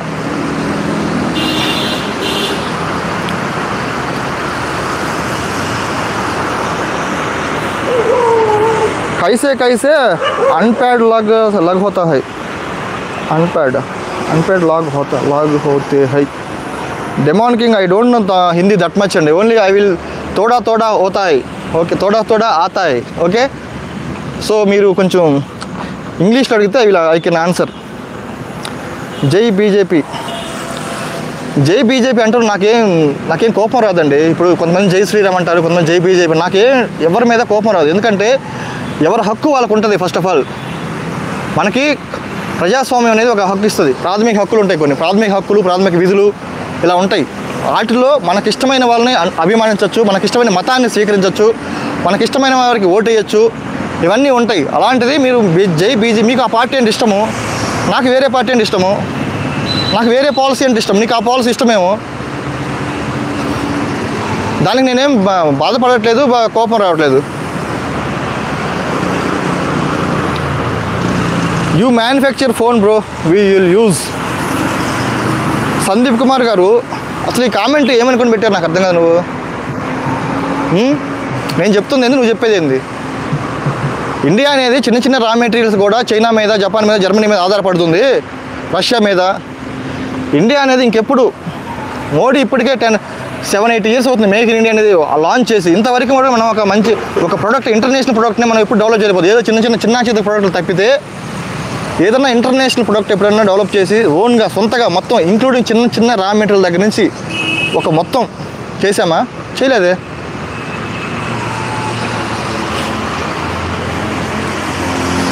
వాకింగ్ కోసం మన దెబ్బతున్నాడు. సరే భయ్య తమడా వర్మ, నేను వాకింగ్ కోసం దెబ్బతట్లేదు, నేను మామూలుగానే చేస్తున్నాను, దాంట్లో భాగంగానే వాకింగ్ చేస్తున్నాను, అంతేగాని లిస్ట్లో మనం అందరం చాలా వీడు ఏదో ఐఏఎస్ అనుకుంటున్నాడు. బాబు సూర్య, నా దృష్టిలో నేను ఐఏఎస్ అనుకోవట్లా. ఎందుకంటే చెప్తా విను, మంచి టాపిక్ లేపావు. కానీ ఐఏఎస్లు ఇప్పుడు పెద్ద పెద్ద చదువులు ఐఐటి ఖరగ్పూర్లో, నెక్స్ట్ ఇంకా పోతే బయట విదేశాల్లో ఆక్స్ఫర్డ్ యూనివర్సిటీ ఇట్లాంటి పెద్ద పెద్ద యూనివర్సిటీ చదువుకుని నుంచి ఐఏఎస్లు ఇండియాలో ప్రజాస్వామ్యాన్ని నట్ట నడిబొడ్డున హత్య చేస్తున్నారు. Like election commission of India, ఆయన ఎవరు ఇప్పుడు జ్ఞానేష్ కుమార్ అతను పెద్ద ఐఏఎస్, అంతకుముందు అంటే రిటైర్ అయ్యాడు, తర్వాత పెద్ద పెద్ద ఐఐటీలో విదేశాలకు వెళ్ళి చదువుకొని వచ్చాడు. చివరికి ఏం చేస్తున్నాడు? ఒక పొలిటికల్ పార్టీ సపోర్ట్ చేస్తూ రాజ్యాంగాన్ని తుంగలో దొక్కుంటూ పనిచేస్తున్నాడు. అందుకని ఐఏఎస్ అయ్యేది ఇప్పుడు ఈ రోజుల్లో మనుషులు. కాబట్టి నేను ఐఏఎస్ కానందుకు ఫస్ట్ టైం గర్వపడుతున్నా. ఎందుకంటే నేను కూడా ఐఏఎస్ అయ్యి ఉంటే వాళ్ళ రాజకీయ ఒత్తిడికి తలొగ్గి ఆ విధంగా పనిచేయాల్సి వచ్చేదేమో అని ఒక గర్వంగా ఉంది. అలా కానందుకు కామన్ మ్యాన్గానే ఉన్నాను, నేను కామన్గానే పోతా. వాళ్ళలాగా బుద్ధికి గడ్డి తిని ఆ విధంగా పనులు చేసుకుంటూ రాజ్యాంగాన్ని విరుద్ధంగా మాట్లాడుకుంటూ ఒక రాజ్యాంగాన్ని పరిరక్షించి ఇండియాలో ఫ్రీ అండ్ ఫెయిర్ ఎలక్షన్స్ జరిపించవలసిన ఐఏఎస్ ఆఫీసర్లే ఇలా వాళ్ళు గడ్డి తిని ఈ విధంగా చేస్తుంటే ఇక మనకు ఐఏఎస్ అవ్వాలని ఎందుకు ఉండదు చెప్పు? అలాగని అందరూ అలా అనట్లేదు. చాలామంది అలా ఇంతకుముందున్న రాజీవ్ కుమార్ కానివ్వండి, ప్రజెంట్ ఉన్నటువంటి ఇతను కానివ్వండి, మన ఏపీ ముఖేష్ కుమార్ మీనా గారు, వీళ్ళందరూ కూడా నిజంగా చాలా రాజ్యాంగాన్ని ఇంత బ్రాడ్ డే లైట్లో మర్డర్ చేశారండి ఒక రకంగా చెప్పాలంటే. సో నేను కామెంట్స్ ఎక్కడో ఉన్నట్టున్నా, ఫస్ట్కి వస్తా. నువ్వు అమ్ముడిపోయావు. ఎవరికి అమ్ముడిపోయాను నేను ఎవరికి అమ్ముడిపోవాలి? నేను ఎవరికి అనుకూలంగా మాట్లాడుతున్నా చెప్పు? రాహుల్ గాంధీ నాకు ఏమన్నా తెలుసా? ఏమన్నా కాంగ్రెస్ పార్టీయా? ఏమన్నా నాయకుడినా? కాదు కదా. నేను ఒక కామన్ మ్యాన్ని జనరల్గా మాట్లాడుతున్నా. గమనించి ఇండియా యొక్క పాస్ట్ గమనించి ఫ్యూచర్ గురించి మాట్లాడుతున్నా, అంతే. ఏం లేదు. ఇంకా ఎవరికి సపోర్ట్ కాదు, ఎవరికి అనుకూలం కాదు, ఎవరికి వ్యతిరేకం కూడా కాదు. ఇండియాకే అభిమాని, అంతే. ఓన్లీ ఇండియాకి, భారతదేశానికి అభిమానిని, అంతే. ఇంకా ఏం లేదు ఇక్కడ. భారతదేశం బాగుండాలంటే ఏమైనా చేస్తా.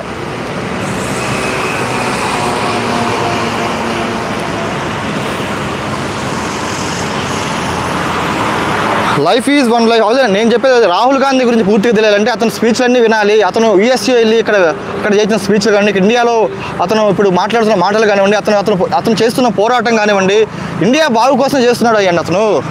అతను ఎప్పుడు కూడా కార్పొరేట్లకి వాళ్ళకి సపోర్ట్ చేసే విధంగా మాట్లాడటం లేదు. మీరు గమనించారా? కానీ మోడీ గవర్నమెంట్ ఎప్పుడు కూడా వాళ్ళకి అనుకూలమైన పాలసీలు అన్నీ వాళ్ళకి అనుకూలమైనవి చేస్తున్నారు.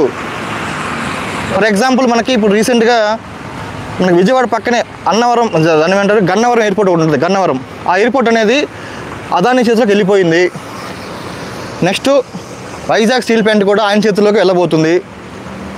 అవునా కాదా? అది క్లియర్ అండి. మీరు ఎన్ని అవునన్నా కాదన్నా ఇప్పుడు మనకి ఈ నారా లోకేష్ చెప్పినా సరే, చంద్రబాబు గారు చెప్పినా, ఎవరు అందరూ చెప్తున్నారు బయటకు వచ్చి ఇవి కానివ్వము కానీ అక్కడ చేసేస్తున్నారు కదా. ఆల్రెడీ అన్ని పేపర్లు వచ్చాయి. 44 డిపార్ట్మెంట్లకి ప్రైవేట్ పరం చేస్తామని నోటిఫికేషన్ ఆల్రెడీ వచ్చేసినాయి. ఆల్రెడీ దాన్ని ఎందుకు ఆపలేకపోయారు? 4,000 మంది కాంట్రాక్ట్ కార్మికులు తీసేసారు ఆల్రెడీ. అవన్నీ జరుగుతున్నాయి కదా. అసలు అంతెందుకండి, ఇప్పుడు మనందరికీ తెలుగు వాళ్ళమే కదండి. మనకి ఒక బ్యాంక్ ఉండేది ఇంతకుముందు. మనకి ఒక బ్యాంక్ ఉండేది మన పేరు మీద, ఆంధ్ర బ్యాంక్ అని ఒకటి ఉండేది. అవునా కదా? అసలు గుర్తుందా ఎవరికైనా? ఫస్ట్ ఎవరికైనా ఆంధ్ర బ్యాంక్ అసలు మనదని గుర్తుందా? అది స్థాపించింది ఎవరు? మన తెలుగు అతను మచిలీపట్నం చెందినటువంటి భోగరాజు పట్టాభి సీతారామయ్య గారు. ఆయన కాంగ్రెస్ లీడర్. అర్థమైందా? ఆయన పేద ప్రజలకి, రైతులకి, వాళ్ళకందరూ ఉపయోగపడాలని చెప్పేసి మన ప్రాంతీయ బ్యాంక్ ఒకటి ఉండాలి అని చెప్పి అప్పుడెప్పుడో స్థాపించారు ఆంధ్ర బ్యాంక్ని. దాన్ని అంటే ఒక ప్రైవేట్ బ్యాంక్ స్థాపించిన దాన్ని 1980లో ఇందిరాగాంధీ గారు నేషనలైజ్ చేశారు. అంటే ఒక గవర్నమెంట్ బ్యాంక్గా తీసుకొచ్చారు. అప్పటి నుంచి కూడా మంచిగా రన్ అవుతూ వస్తుంది. ఇప్పుడు మనకి ఆల్ ఆఫ్ సడన్గా ప్రైవేటైజేషన్ ఎందుకు అవసరమైందండి? బ్యాంకులు ఎందుకు అవసరమైంది? బ్యాంకులు అనేవి రుణాలని కార్పొరేట్లకు చాలా వేల కోట్లు ఇస్తాయి. కొన్ని రాజకీయ ఒత్తిడి వల్ల, కొన్ని వాళ్ళ పాలసీల వల్ల కొన్ని ఇస్తాయి. ఇచ్చినప్పుడు వాళ్ళు సరిగ్గా కట్టరు. ఎందుకు కట్టరు అంటే అది కూడా రాజకీయ ఒత్తిడి వల్లే. ఫర్ ఎగ్జాంపుల్ నీరవ్ మోడీ, వీళ్ళందరూ ఉన్నారు కదా, నీరవ్ మోడీ వాడు విజయ్ మాల్యా, వీళ్ళందరూ కూడా బ్యాంకులు కొన్ని వేల కోట్లు ఎగ్గొట్టి విదేశాలు పారిపోయిన వాళ్ళే. వీళ్ళందరూ కట్టకుండా ఇంకా ఇండియాలో ఉన్నటువంటి అనిల్ అంబానీ కానీ, ముఖేష్ అంబానీ, బినామీలు అందరూ చాలామంది లోన్లు తీసుకొని గవర్నమెంట్ ద్వారా మాఫీ చేయించుకుంటూ ఉంటారు. ఇట్లా కొన్ని లక్షల కోట్లు మాఫీ చేయబట్టి కొన్ని ఎన్పిఎల్ అని పెరిగిపోతాయి, నాన్ పెర్ఫార్మింగ్ అసెట్స్ అంటారు. అవి పెరిగినప్పుడు బ్యాంకు కొంచెం ఇబ్బంది పడతాయి. అలాంటప్పుడు ఏంటంటే బ్యాంకుల్ని ఆదుకోవాలి గవర్నమెంట్ అనేది. అంతేగాని నువ్వు నష్టాల్లో ఉన్నావు కదా అని చెప్పేసి వాడిని అమ్మేస్తావా? ఇప్పుడు ఫర్ ఎగ్జాంపుల్ చెప్తానండి, ఇప్పుడు మనకి పిల్లలు ఉంటారు, అవునా కదా? మన పిల్లలు ఏదైనా తప్పుదో పడుతున్నప్పుడు, ఏదైనా చెడు అలవాట్లు అవుతున్నప్పుడు వాళ్ళని మంచి మార్గంలో పెడతానికి ట్రై చేస్తామా? వాళ్ళని ఇంట్లో నుంచి వెళ్ళిపోమని చెప్పేసి వెళ్ళిపోరా అంటావా నువ్వు? చెప్పండి సార్. ఇప్పుడు ఉన్నారు చాలామంది ఉన్నారు ఇప్పుడు లైవ్లో. ఇప్పుడు ఏది బెటర్ ఆప్షన్ అంటారు? మన ఆంధ్రా బ్యాంక్ అనేది అఫ్కోర్స్ కొన్ని సిచ్యువేషన్ వల్ల కొన్ని ఫైనాన్షియల్ స్ట్రెస్లో ఉన్నప్పుడు దాన్ని బాగు చేసే దానికి క్యాపిటల్ ఇవ్వటమో లేదంటే ఇంకో రకంగా హెల్ప్ చేయటమో గ్రాంట్ ఇవ్వటమో చేయాలి. కానీ మొత్తం బ్యాంక్ తీసుకెళ్ళి ప్రైవేట్ పరం చేయకపోయినా వేరే బ్యాంకులో మెర్జ్ చేశారు ఆల్రెడీ. ఇప్పుడు మనకు బ్యాంక్ లేదు, వేరే ఆంధ్రా బ్యాంక్ నావు, అది యూనియన్ బ్యాంక్ ఆఫ్ ఇండియాలో మెర్జ్ అయిపోయింది.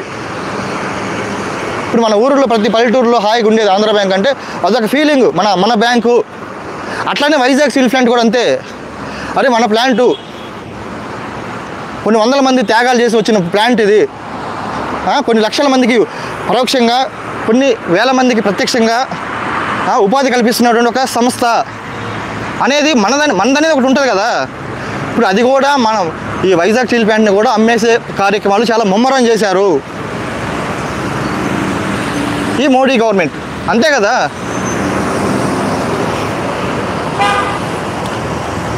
రే వెళ్ళి తొంగో శ్రీరామ్, నీకు నిద్రొస్తే నువ్వు పడుకో, తెలుస్తుంది. గౌతమ్ చింటూ, నేను అడిగిన క్వశ్చన్స్లో ఏదైనా సరే నీకు దగ్గర ఆన్సర్ ఉంటే చెప్పు, అర్థమైందా? ఊరికే పిచ్చి కామెంట్లు పెట్టమాకు. ఇక్కడ కాంగ్రెస్ 15 years రూల్ చేసింది బ్రదర్, ఏం చేసిందో బాబు. ఇంతకు ముందు వరకు చెప్పింది అదే నేను. కాంగ్రెస్ చేసినవి చెప్పా. కాంగ్రెస్ ఉండబట్టే ఈరోజు మన ఇండియా అనేది ఒక స్ట్రాంగెస్ట్ ఫైనాన్షియల్ స్టేట్గా ఉంది. 2008లో వరల్డ్ వైడ్ పెద్ద క్రైసిస్ వచ్చిందండి. యూఎస్ఏలో సబ్ ప్రైమ్ క్రైసిస్ అని ఒకటి ఉంటుంది, ఒక కాన్సెప్ట్.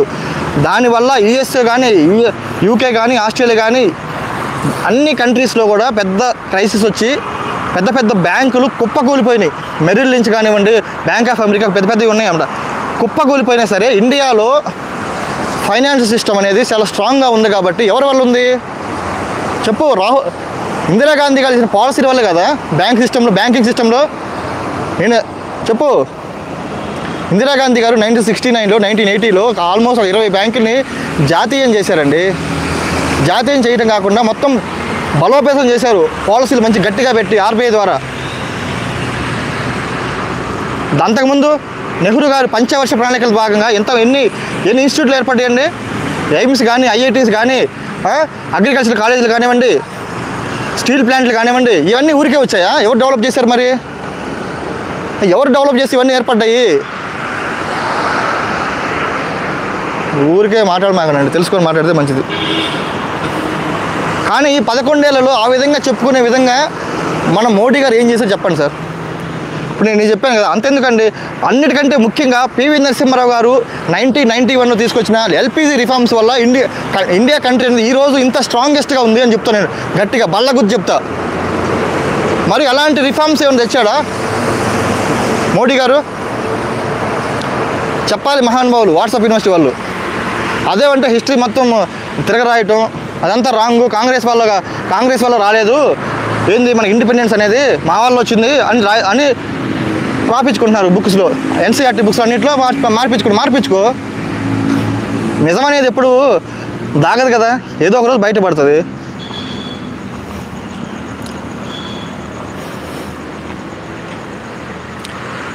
సంతోష్ కుమార్ గారు ఇప్పుడే చెప్పా కాంగ్రెస్ ఏం చేసింది అనేది. ఇప్పుడు గొక్క తిప్పుకొని చెప్పా, మీరు చెప్పండి. గొక్క తిప్పుకోకుండా మోడీ గవర్నమెంట్ ఇదిగో ఇది చేసింది, ఇదిగో ఈ స్వచ్ఛ భారత్ వల్ల ఈ విధంగా ఉపయోగం జరిగింది, ఇదిగో ఈ మేక్ ఇన్ ఇండియా వల్ల ఈ విధంగా ఉపయోగపడింది, ఈ డిమానిటేషన్ వల్ల ఈ విధంగా జరిగింది, లాభం జరిగింది, ఇండియాకి జరిగింది. ఈ డిమానిటేషన్ వల్ల అసలు టెర్రరిజం అనేది అసలు 0% తెస్తా ఉన్నాడు. డిమానిటేషన్ తర్వాత ఎన్నిసార్లు టెర్రర్ అటాక్ జరగలేదు ఇండియా మీద? పుల్వామా కానీ, పఠాన్కోట్ కానీ, మొన్న మెహల్గామ్ కానీ ఎన్ని జరగలేదండి? అంటే టెర్రరిస్టులు అంతమయ్యారా? జిఎస్టీ వల్ల కానివ్వండి, ఇదేది కూడా ఒక్కటి కూడా సక్సెస్ అవ్వలేదండి ఆయన చేసిన దాంట్లో. అన్నీ కూడా ఫెయిల్యూర్సే. ఆయన తెచ్చిన పాలసీలు మొత్తం కార్పొరేట్లకి అనుకూలంగా ఉంటాయి.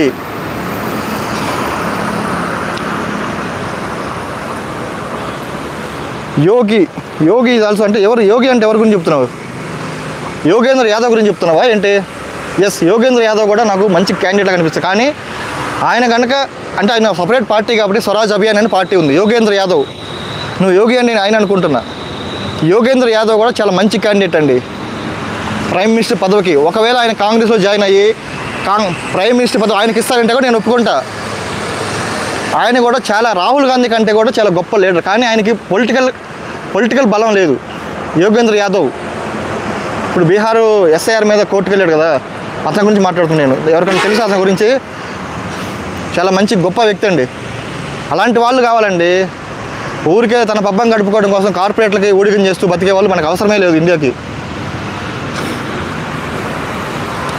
ఇప్పుడు దేశానికి కావాల్సిన రాహుల్ గాంధీ మరియు అతని ఆలోచన లైఫ్ ఈజ్ వన్ కరెక్ట్ అండి. నాకు కూడా అదే అనిపిస్తుంది. ప్రజెంట్ సిచ్యువేషన్ చెప్తున్నా. ప్రజెంట్ సిచ్యువేషన్లో ప్రజెంట్ పొలిటికల్ సినారియోలో Rahul Gandhi is the leader.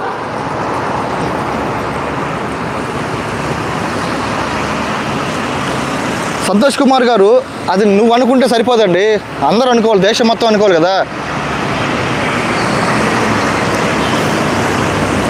Cooperation లేకపోతే ఎంప్లాయ్మెంట్ ఎలా వస్తుందిరా నాయన? ఏ కోఆపరేట్ లేకపోతే నాకు అర్థం కాదు. ఎంప్లాయ్మెంట్ రావడానికి కోఆపరేషన్ కాదు కావాల్సింది, పాలసీలు చేంజ్ చేయాలి. దేశంలోని పాలసీలు చేంజ్ చేస్తే మంచి కంపెనీలు వస్తాయి. ఆ రోజు ఎలాగైతే ఎల్పిజి రిఫార్మ్ తెచ్చాడో ఈరోజు ప్రపంచంలో ఉన్నటువంటి దానికి అనుకూలంగా పాలసీలు చేంజ్ చేయాలండి. ఊరికే మోసధోరణిలో పోతే ఇలానే ఉంటుంది. సబ్కా సాత్ సబ్కా వికాస్ అని చెప్పి మోడీ ఆ తర్వాత తప్పుదారి పెట్టాడు. ఆంధ్ర బ్యాంకులో తెలంగాణ వాళ్ళకి లోన్స్ ఇవ్వరు తెలుసా నీకు? బొంగు గౌతమ్, ఊరికే నాన్ సెన్స్ మాట్లాడక మీకు ఇక్కడికి వచ్చి ఆంధ్ర బ్యాంకు వాళ్ళకి ఆంధ్ర బ్యాంకులో తెలంగాణ లోన్స్ ఇవ్వరా? అసలు ఏం తెలుసుకుని మాట్లాడుతున్నావు నువ్వు? అసలు బ్యాంక్ అనేది ఒక పాలసీ ప్రకారం నడుస్తుంది, అర్థమైందా? ఆ పాలసీలో ఎలిజిబిలిటీ ఇవ్వకపోతే నువ్వు దానికి బ్యాంకింగ్ అంబుడ్స్మెన్ ఒకటి ఉంటుంది, అంబుడ్స్మెన్కి వెళ్ళి బ్యాంక్ మీద కేసు వేయచ్చు, అర్థమైందా? ఊరికే సగం తెలిసి మాట్లాడు మాకు. ఆంధ్ర బ్యాంక్ తెలంగాణలో లోన్ ఇవ్వరంట, ఏం మాట్లాడు? అసలు ఆంధ్ర బ్యాంక్ హెడ్ క్వార్టర్ ఉంది తెలంగాణలో. అంతకుముందు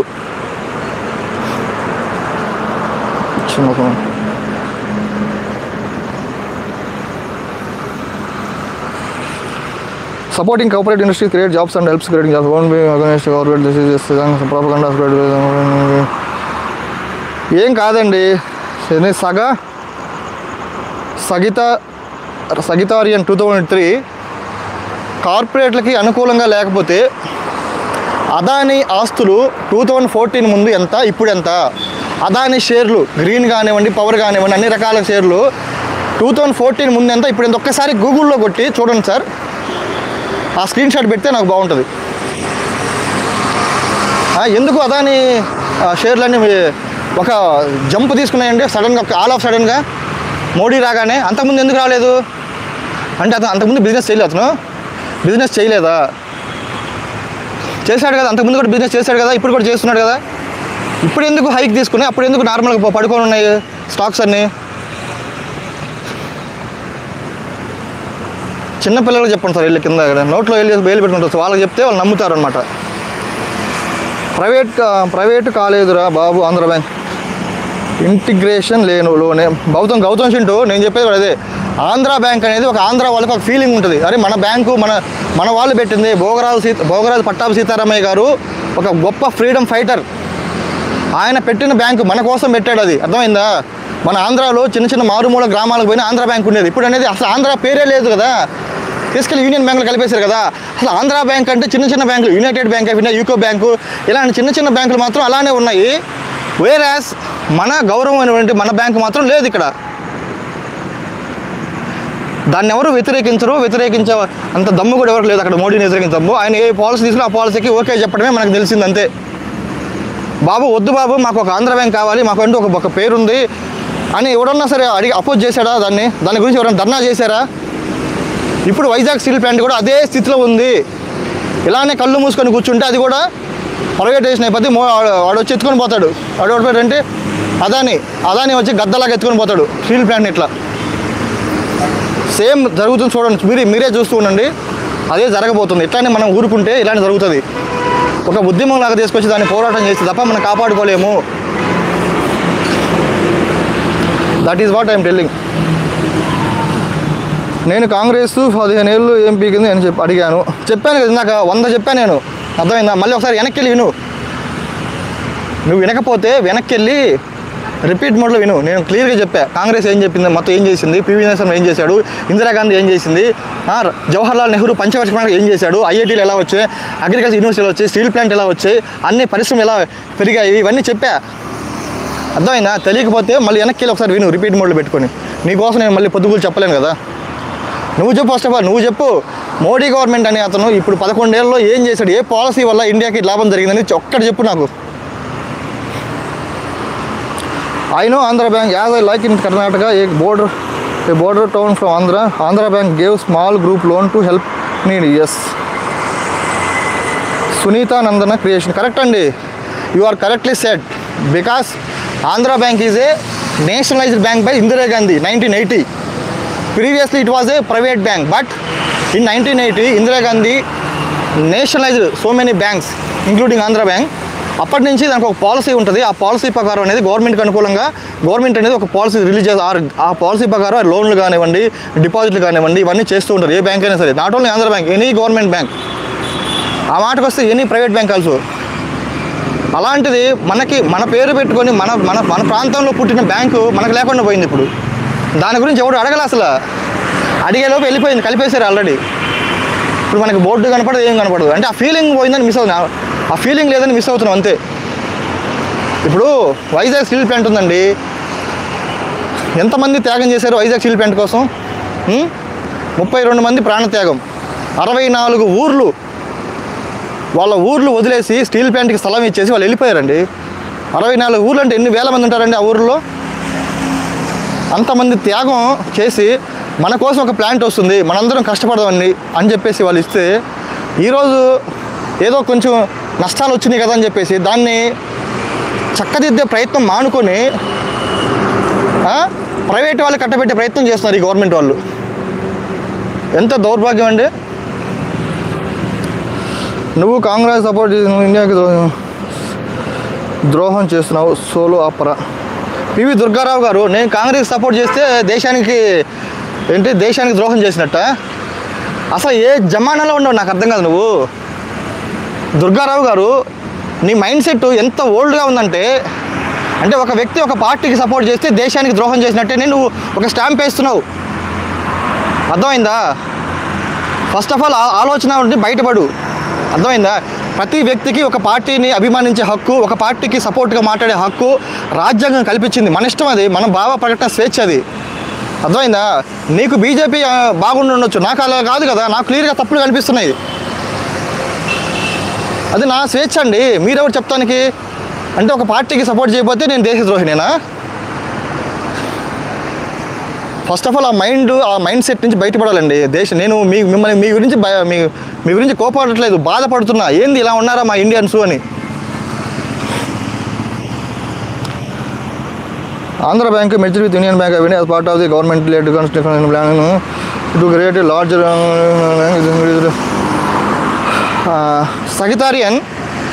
నువ్వు అన్నావు కదా ఇప్పుడు ఆంధ్ర బ్యాంక్ అనేది ఒక ఇండియాలో పెద్ద బ్యాంకుగా, అంటే కొన్ని బ్యాంకుల్ని పెద్ద బ్యాంకులుగా చేయాలని గవర్నమెంట్ ఆఫ్ ఇండియా పాలసీ పెట్టుకుంది. దానిలో భాగంగానే మెర్జ్ అయింది అంటున్నావు కదా.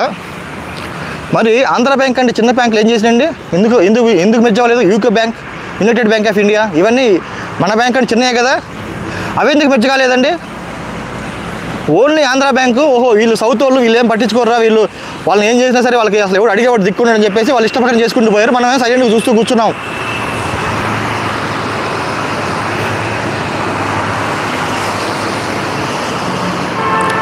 ఈవెన్ సిండికేట్ బ్యాంక్ మెర్జింది కెనరా బ్యాంక్.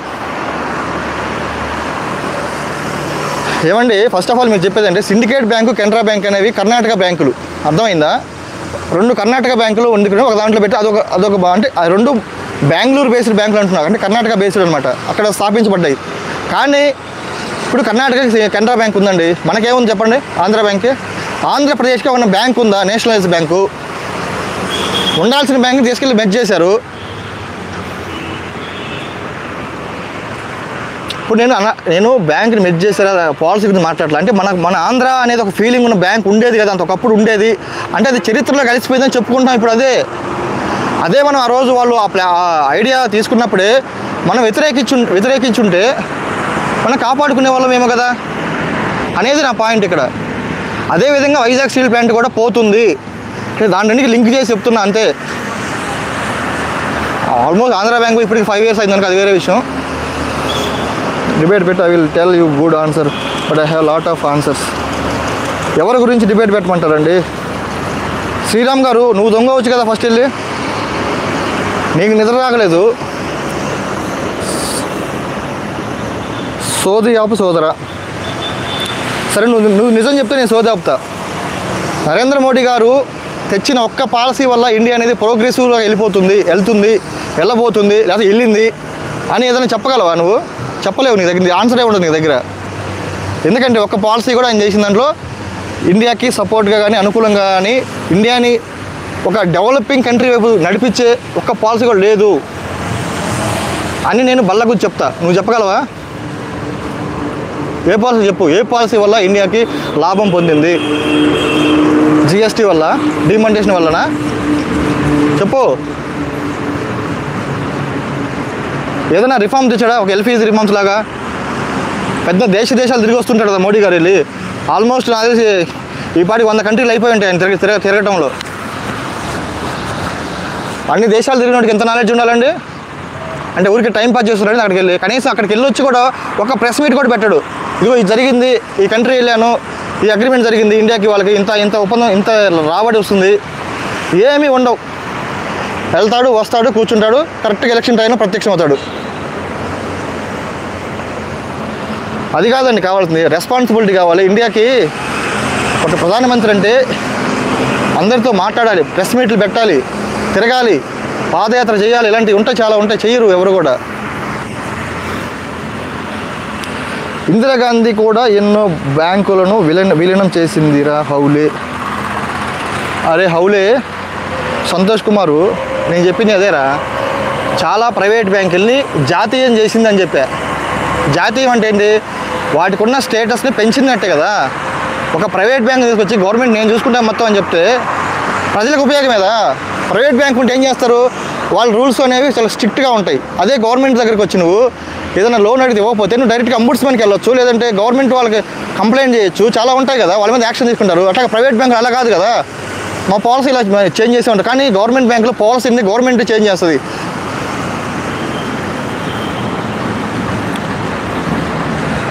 ఆనంద్ కృష్ణ, జై శ్రీరామ్ బ్రో. జై శ్రీరామ్ బ్రో, నేను కూడా చెప్తా కదా నీకు. అందుకే నేను చెప్పాలనే నువ్వు అనుకున్నా అన్నావు. కాంగ్రెస్ పార్టీ దగ్గర ఎంత తీసుకున్నావు గురు? ఒక 10,000 కోట్లు తీసుకున్నావు బ్రో. నీకు కావాలేమన్నా? మెట్వి శేష్ కుమార్, ఎందుకు బ్రో ఇట్లా బయాస్గా ఉంటారు? నేను మాట్లాడిన టాపిక్ మీద ఏదన్నా పాయింట్ ఉంటే మాట్లాడు. నువ్వు అక్కడేం తీసుకున్నావు అనేది రాంగ్ క్వశ్చన్ అది. పప్పు సురేష్ రెడ్డి, ఎవరిని అంటున్నావు నువ్వు? లోకేష్ని అంటున్నావు ఏంటి? పప్పు అని కొడతాడయ్యో, అసలే రెడ్ బుక్ అంటున్నాడు. పప్పు అని మాకు సురేష్ రెడ్డి. పప్పు అంటే లోకేష్ కొడతాడు ఫస్ట్. లోకేష్ కొడతాడు. రాహుల్ గాంధీ తర్వాత పక్కన పెడితే లోకేష్ వచ్చి కొడతాడు ఇప్పుడు. ఎందుకంటే ఆయన కూడా పప్పే కదా, ఒకప్పుడు అన్నారు కదా. ఎవరిని కూడా కించపరిచే మాటలు మాట్లాడొద్దు. అసలే రెడ్ బుక్ ఓపెన్ చేశాడు ఆయన, నీ పేరు రాసుకుంటాడు ఇప్పుడు.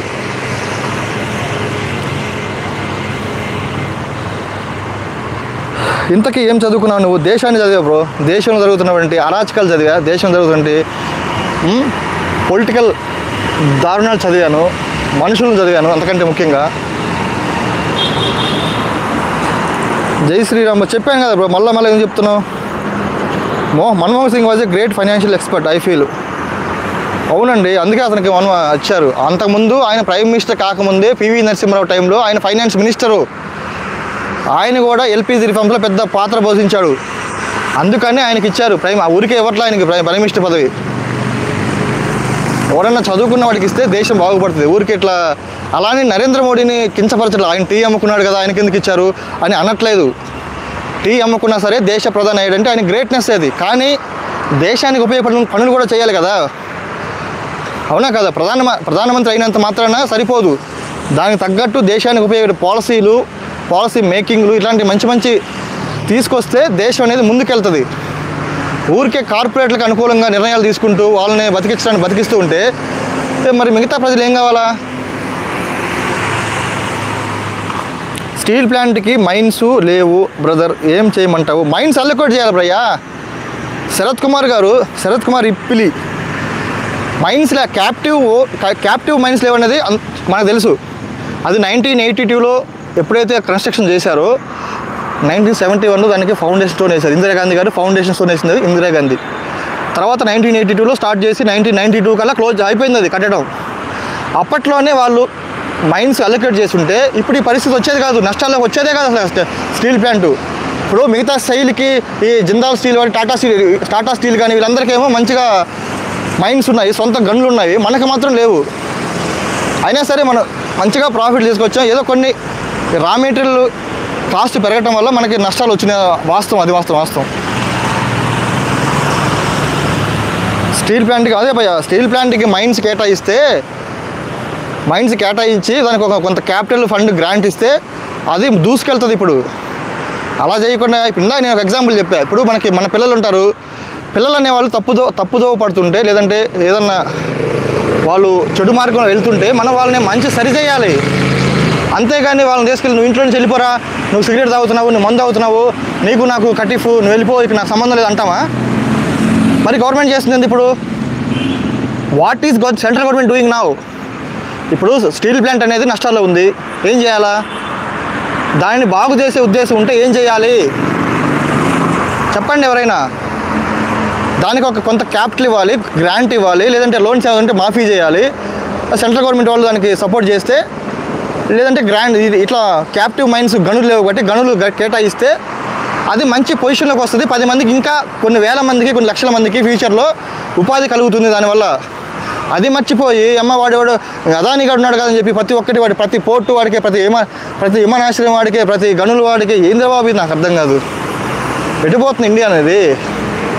ఏదైనా ఒక కంపెనీ కానీ ఒక సంస్థ కానీ నష్టాలు ఉన్నప్పుడు దాన్ని ఆదుకొని దాన్ని సరిచేయాలా? ఎవడన్నా లీడర్ అనేవాడు ఉంటే.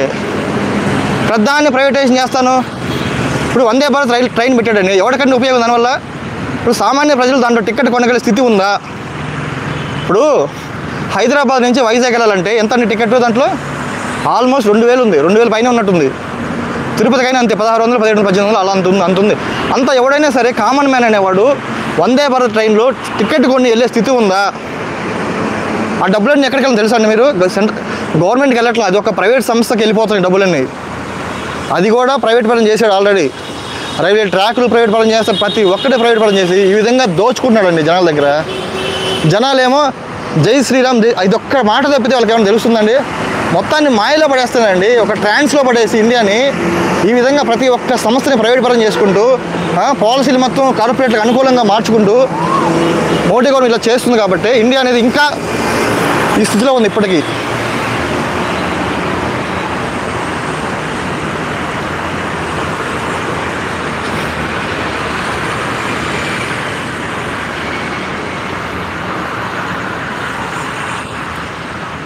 ఆనంద్ గారు ఇప్పుడే చెప్పాను నీకు, కాంగ్రెస్ దేశ ద్రోహుల పార్టీ. నువ్వు అనుకుంటే సరిపోదు భయ్యా, అందరూ అనుకోవాలి కదా. జై బీజేపీ. చైతన్య కృష్ణారెడ్డి బండి. తెలంగాణలో కూడా అదానీ కాంట్రాక్ట్ ఉండి CM Revanth Reddy. Please answer. Gautam Chintu.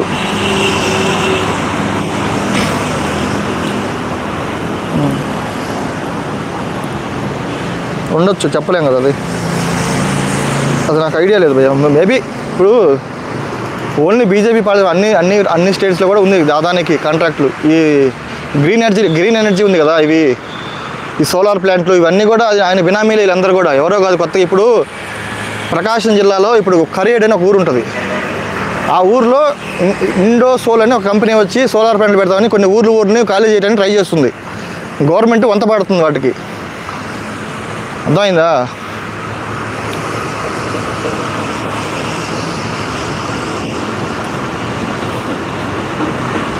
Congress party always try to disown PV గారు.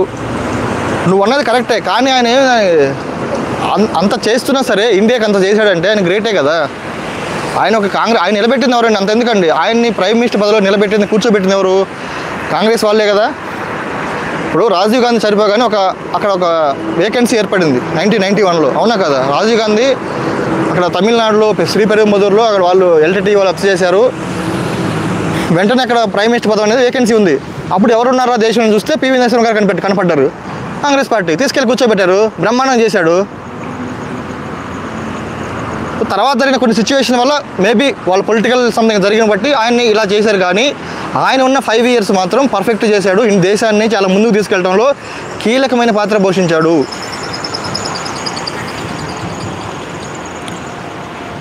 వీడు వన్ సైడ్ బ్యాటింగ్ చేస్తున్నాడు. డిబేట్ పెట్టారు. ఎవరితో డిబేట్ పెట్టాలి నాకు అర్థం కాదు. మీతో పెట్టాలండి. ఇప్పుడు YMS they never accepted him. వాళ్ళు యాక్సెప్ట్ చేయకపోతే ఆయన ఎలా దేశాన్ని డెవలప్ చేశాడండి? ఇప్పుడు ఆయన ఫైనాన్స్ మినిస్టర్ ఎవరు ఆ టైంలో? మన్మోహన్ సింగ్. ఎవరు మన్మోహన్ సింగ్? ఎవరు? Congress party. After Modi can to power to value of the Indian fall and down. Debate పెట్టరా, నీకు పోయిస్తా బాబు. నా దగ్గర ఇలాంటి మాటలు మాట్లాడితే నాకు భయంకరంగా కోపం వస్తుంది, అర్థమైందా? నీకంటే దారుణంగా తిట్టగలను నేను. ఈ వైఎంఎస్ 0182 అంట వాడు ఎవడో బ్లాక్ చేశా. వీడే సెలెక్టివ్గా చెప్తున్నాడు. నేను ప్రతిదాన్ని చదువుతున్నా, సెలెక్టివ్గా కాదు. ఇప్పుడు ఓకే, నేను ఎవరు రిలీజియన్ అవసరం లేదు. రిలీజియన్ అసలు ఎందుకు మాట్లాడుతున్నారు? రిలీజియన్ గురించి ఇంత నీచమైన బుద్ధి మన ఇండియన్స్కే ఉంటుంది. ఏదన్నా ఇల్లు రెంట్కి వెళ్ళామనుకో, మీరు ఏమిట్లు, మీరు ఎట్లా, మీరు కమ్మలా, ఇచ్చనా కొడుకులు. ఇలాంటివి నేను అసలు ఎంటర్టైన్ చేయను. క్యాస్టు, కులము అలాంటివి నేను అసలు ఎంటర్టైన్ చేయను, అర్థమైందా? ఇష్టం ఉంటే చూడలేకపోతే వెళ్ళిపో ఇక్కడి నుంచి. నీ బొంద విజయ్ కుమారి ఎవరిని నీ బొంద అంటున్నావండి మీరు? Rahul Gandhi is comedian. నీ కమెడియన్ వచ్చండి. ఒక వ్యక్తి నీకు కమెడియన్ ఎంత మాత్రాన అందరికీ కమెడియన్ అవ్వాల్సిన రూల్ లేదు. అర్థమైంది? నరేంద్ర మోడీ నా కమెడియన్, నీకు ఒక నాయకుడు. అట్లాగే రాహుల్ గాంధీ నాకు నాయకుడు, నీకు కమెడియన్ అయ్యి ఉండొచ్చు. ఎవరి ఒపీనియన్ వాళ్ళది ఇక్కడ, అర్థమైందా? ఆయన ప్రైమ్ మినిస్టర్ అయితే ఎవరు కమెడియన్ ఎవరు జోకర్ అనేది అప్పుడు బయటపడింది మొత్తం, అర్థమైందా?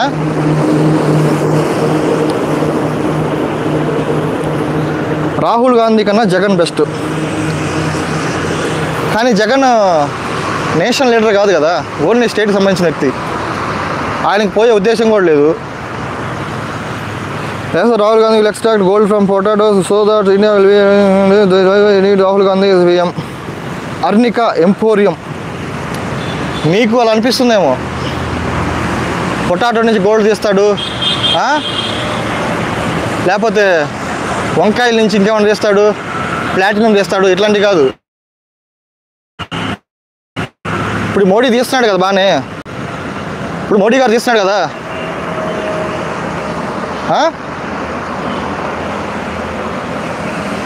అట్లానే ఆయన కూడా తీస్తాడు, దాని ఏముంది? How was the first prime minister of India chosen? Satish. అబ్బా వచ్చాడయ్యా, వాట్సాప్ యూనివర్సిటీ మ్యాన్ వచ్చాడయ్యా, ప్రేమ్ పి సతీష్. హిస్టరీ మొత్తాన్ని డైవర్ట్ చేసి వచ్చాడు ఇప్పుడు బాబు. వాట్సాప్ యూనివర్సిటీ ఆ క్వశ్చన్కి ఇక్కడ నీకు ఆన్సర్ కావాలంటే గూగుల్లో తెలుసుకో. అదే క్వశ్చను గూగుల్ అడుగు, చాట్ జీపీటీ అన్నీ ఉన్నాయి కదా, వాటిని అడిగితే చెప్తారు, క్లియర్గా చెప్తారు నీకు ఆన్సర్.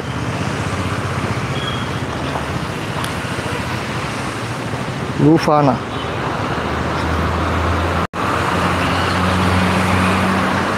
చిన్నారి థ్యాంక్ యూ అండి, థ్యాంక్ యూ. కానీ నేను చెప్పే మాటలు చాలామందికి జోక్గా కామెడీగా అనిపిస్తున్నాయంట. నేను రియల్ ఫ్యాక్ట్ చెప్తున్నా. ఇండియా అనేది ఇంకా ఈ సిచ్యువేషన్ ఎందుకు ఉంది అనేవి చాలా క్లియర్గా చెప్పుకుంటూ వచ్చా. అరే బాబు, మన ఆఫ్టర్ ఇండిపెండెంట్ తర్వాత ఏంటండి ఆఫ్టర్ ఇండిపెండెంట్ అనొచ్చు కదా. సురేష్ రెడ్డి, దేశ మొదటి ఎడ్యుకేషన్ మినిస్టర్ ఎవరు? దేశంలో గొప్ప గొప్ప మహానుభావులు మేధావులు ఉండగా ఒక విదేశీ వ్యక్తికి ఎడ్యుకేషన్ మినిస్టర్ చేయడం ఏంటి?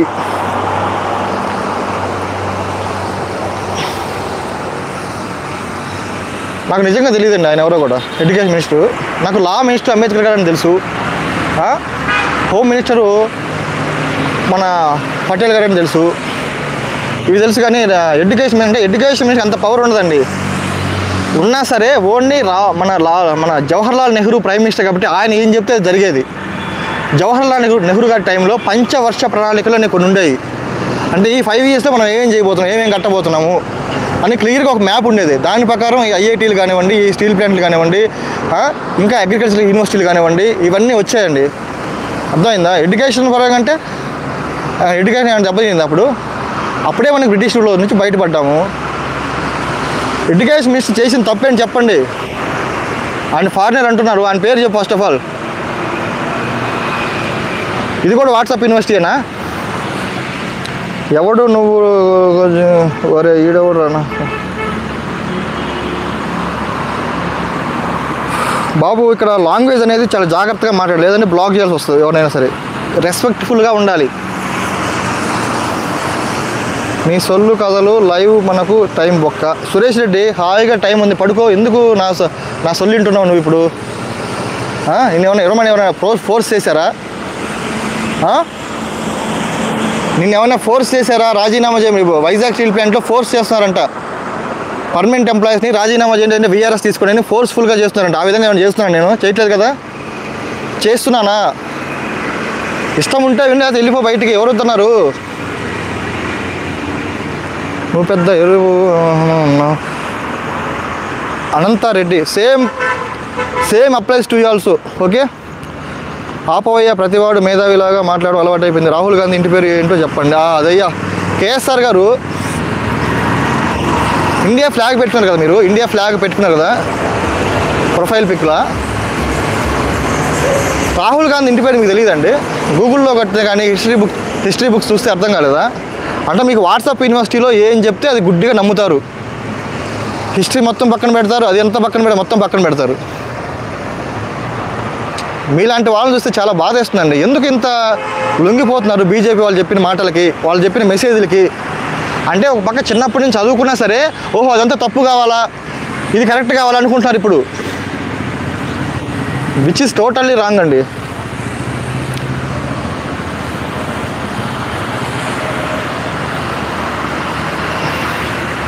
క్రాంతి కుమార్ గారు రిపోర్ట్ చేయమని చెప్తున్నారు.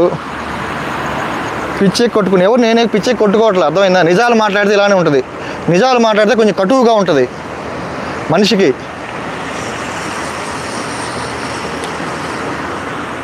Just because his net worth has increase does not mean the government has done some unfavourite. Srilakshmi metal industry. నువ్వు ఇంగ్లీష్లో మాట్లాడినంత మాత్రాన నిజాలు అబద్ధాలు అయిపోవు, అబద్ధాలు నిజమైపోవు. మరి ఇదే పాలసీ 2000 ఆయన ఎంతకుముందు ఎప్పటి నుంచో బిజినెస్ చేస్తున్నాడు అదాని. 2014 వరకు ఎందుకు పడుకున్నాడు ఆయన? మరి సడన్గా ఎట్లా చేశాడు చెప్పండి? అంటే మోడీ గారు రాగానే లెగుస్తాడు, అదే వేరే వాళ్ళు వస్తే పడుకుంటాడు. ఏంది ఏంటంటున్నది?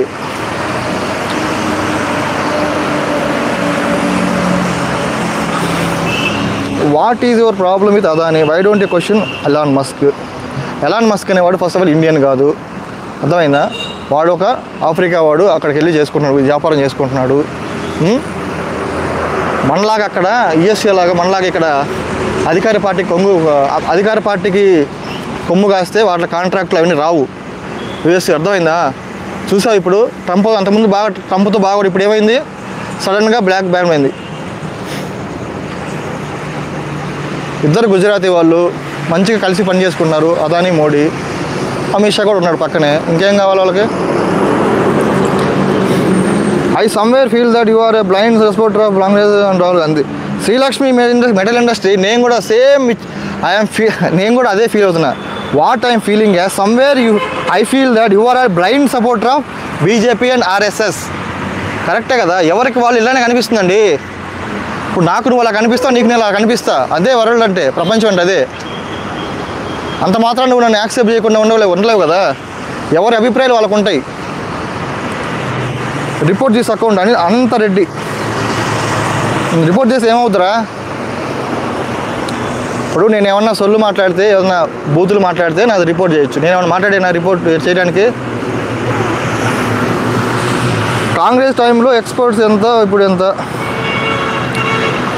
చూడు గూగుల్లో చూడు వస్తాయి కదా, నన్ను ఎందుకు అడుగుతున్నావు? కాంగ్రెస్ టైంలో ఎక్స్పోర్ట్స్ ఎంత ఎప్పుడైందంటే దానికి ఒక రేట్ ఉంటుంది, ఎక్స్పోనెన్షియల్లో పెరుగుతూ ఉంటాయి కొన్ని. ఆ ఎక్స్పోనెన్షియల్ రేట్ అనేది తగ్గింది అంటున్నా. ఇంతకుముందు ఒక 10%లో ఉంటే ఇప్పుడు ఒక 9%, 8% అలా ఉంది. ఇంకా పెరగాలి కదా, 11, 12, 13 అవ్వాల్సింది ఎందుకు తగ్గుతుంది? ఎంప్లాయ్మెంట్ రేట్ ఎంత అప్పుడు, ఇప్పుడు ఎంత? ఎందుకు పెరిగింది అన్ఎంప్లాయ్మెంట్ రేటు 2014లో మోడీ గారు వచ్చినప్పుడు ఎంత ఉంది? అసలు ఆయన ఏం చెప్పాడు?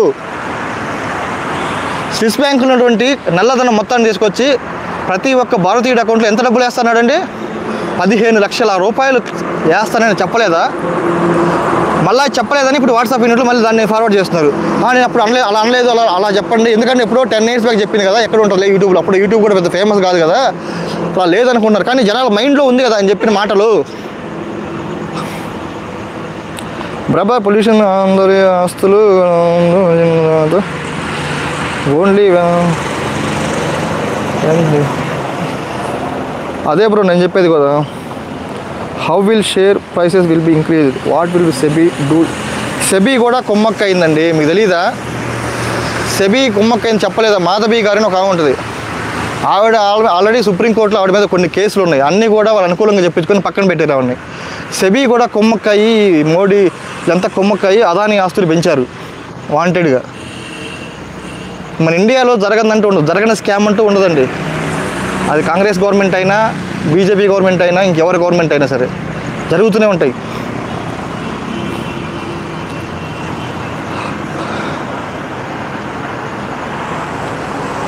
All of you report this channel. ఎందుకు రిపోర్ట్ చేయాలి? క్రాంతి కుమార్ గారు వెల్సెట్. హాఫ్ నాలెడ్జ్తో మాట్లాడుకో, డీటెయిల్డ్గా నీకు ఫుల్ డీటెయిల్స్ కావాలంటే చెప్పు, నా డేటా మొత్తం ఇస్తా. కాంగ్రెస్ని ఈజ్ నియో జో రాజాకార్, కావాలంటే బాలనగర్ డీమార్ట్కి వచ్చి ఇస్తా బ్రో. నువ్వు పూర్తిగా సరే బ్రో, రాబు ఇక్కడే ఉన్నారా?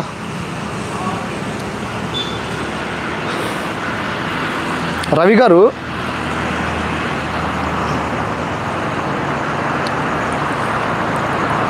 ఇప్పుడు హాఫ్ అన్ అవర్ మీరు చెప్పండి. ఇప్పుడు నేను ఏం తప్పు చెప్తే దాన్ని బట్టి చెప్తాం. ఇప్పుడు నేను చెప్పిన వాటిలో ఏది కరెక్ట్ ఏది రాంగ్ చెప్తే దాన్ని బట్టి మాట్లాడుకుందాం.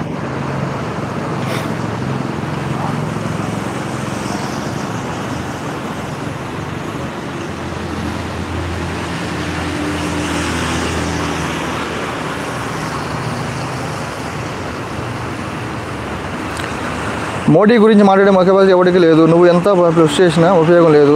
సరే సార్, మీరు అలానే అనుకుంటూ ఉండండి, దేశం ఎట్లానే వెనక్కిపోతూ ఉంటుంది. Do you know National Herald case? తెలుసా అండి, నేషనల్ హెరాల్డ్ కేసు అన్నీ తెలుసు. తెలియకుండా మేము ఉండం కదా, మేము చూసి చదివేవాళ్ళం రోజు. అంటే ఇప్పుడు నేను అదానీ గురించి మాట్లాడితే మీరు హెరాల్డ్ కేసు తీస్తారు, అంతేగా. నేను చెప్పాను, ఇందాకే చెప్పా, అది కాంగ్రెస్ గవర్నమెంట్ అయినా బీజేపీ అయినా మన దేశంలో అనేవి స్కామ్లు జరుగుతూనే ఉంటాయి అని చెప్పాను కదా. మోడీజీ తోపు, దమ్ముంటే ఆపు, అంతేలేక అదే మనకు తెలిసింది. అదే రాహుల్ ఇంటి పేరు నన్ను చెప్పమంటే నీకు తెలియదేంటి రాహుల్ ఇంటి పేరు?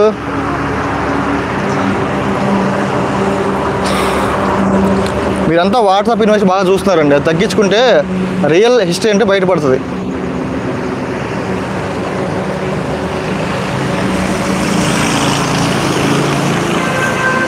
బీజేపీ రాకముందు కాంగ్రెస్ ఆమె ఉండేది బాబు. Zero in all sectors. Zero all sectors అయితే అసలు దేశం ఈ విధంగా ఎందుకు ఉంటుందండి?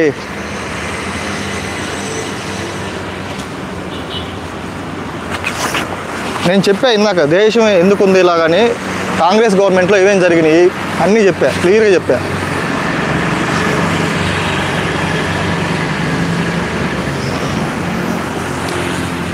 పివి నరసింహరావు ఏం చేశారు, ఇందిరాగాంధీ ఏం చేసింది, జవహర్లాల్ నెహ్రూ ఏం చేసింది, ఇవన్నీ చెప్పాను కదా. మళ్ళీ మీరు ఊరికి అదే చెప్తా ఉంటే క్వశ్చన్ అసలు ఏం చేశారనేది గూగుల్లో కొడితే అన్నీ వస్తాయండి. ఇప్పుడు అంత చాట్ జీపీటీ ఉంది కదండి, హాయిగా అడగండి, విచ్ గవర్నమెంట్ ఈజ్ బెటర్ అని అడగండి, కాంగ్రెస్ ఆర్ బీజేపీ, అదే చెప్తుంది కదా, మనకెందుకు.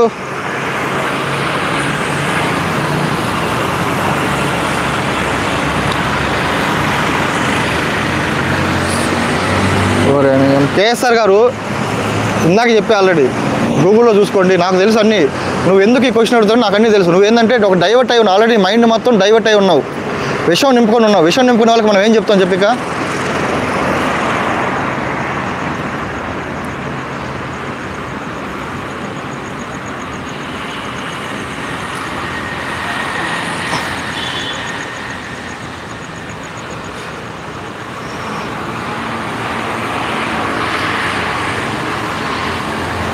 సరే మీరు హ్యాపీ కదా, కానీ మీరు హ్యాపీ అయితే సరిపోతుంది, అందరూ హ్యాపీగా ఉండాలి కదండి.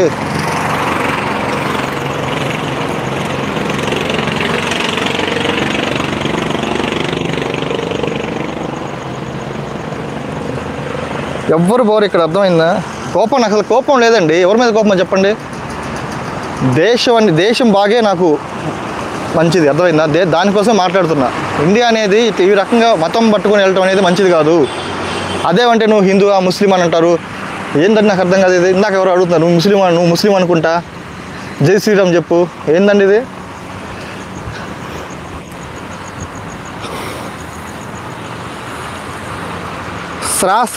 అదేనండి మీరు చదివింది వాట్సాప్. నేను చదివింది వాట్సాప్ యూనిట్, నేను చదువుకోవాలా, అందుకని నాకు తెలియదు ఆ విషయం. 17 ఓట్లు వచ్చాయి, సర్దార్ వల్లభాయ్ పటేల్ రావాల్సిన ఈయన వచ్చాడు. అసలు ఎందుకు వస్తాడు సర్దార్ వల్లభాయ్ పటేల్? ఎక్కడి నుంచి వస్తాడు సర్దార్ వల్లభాయ్ పటేల్? జవహర్లాల్ నెహ్రూ అనేది అంతకుముందే ఎప్పుడో డిసైడ్ 1929లోనే డిసైడ్ అయింది ఆయన ప్రైమ్ మినిస్టర్ అవుతాడని చెప్పేసి.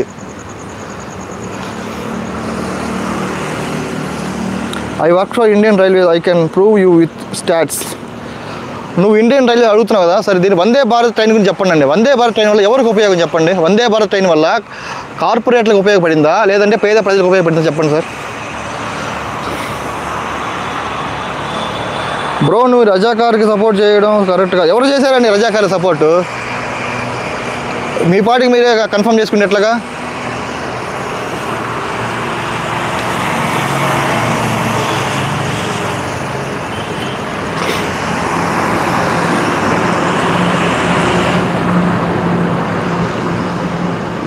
దేశంలో ఎలా ఉంది అంటే 99 ఇండియా ఆల్మోస్ట్, ఎందుకంటే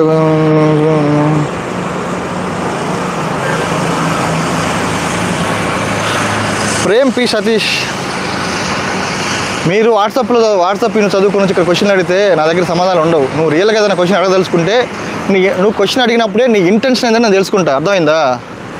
నువ్వు ఏ ఇంటెన్షన్తో క్వశ్చన్ అడుగుతున్నావు అనేది నాకు క్లియర్గా అర్థమైపోద్ది.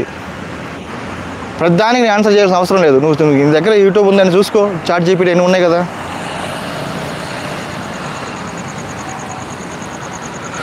నేను ఏ గ్రూప్లో లేను భయ్యా. ఎవరు మాట్లాడుతున్నారు? అంకిత, అర్నిక, నేను ఎక్కడ గ్రూప్లో లేను.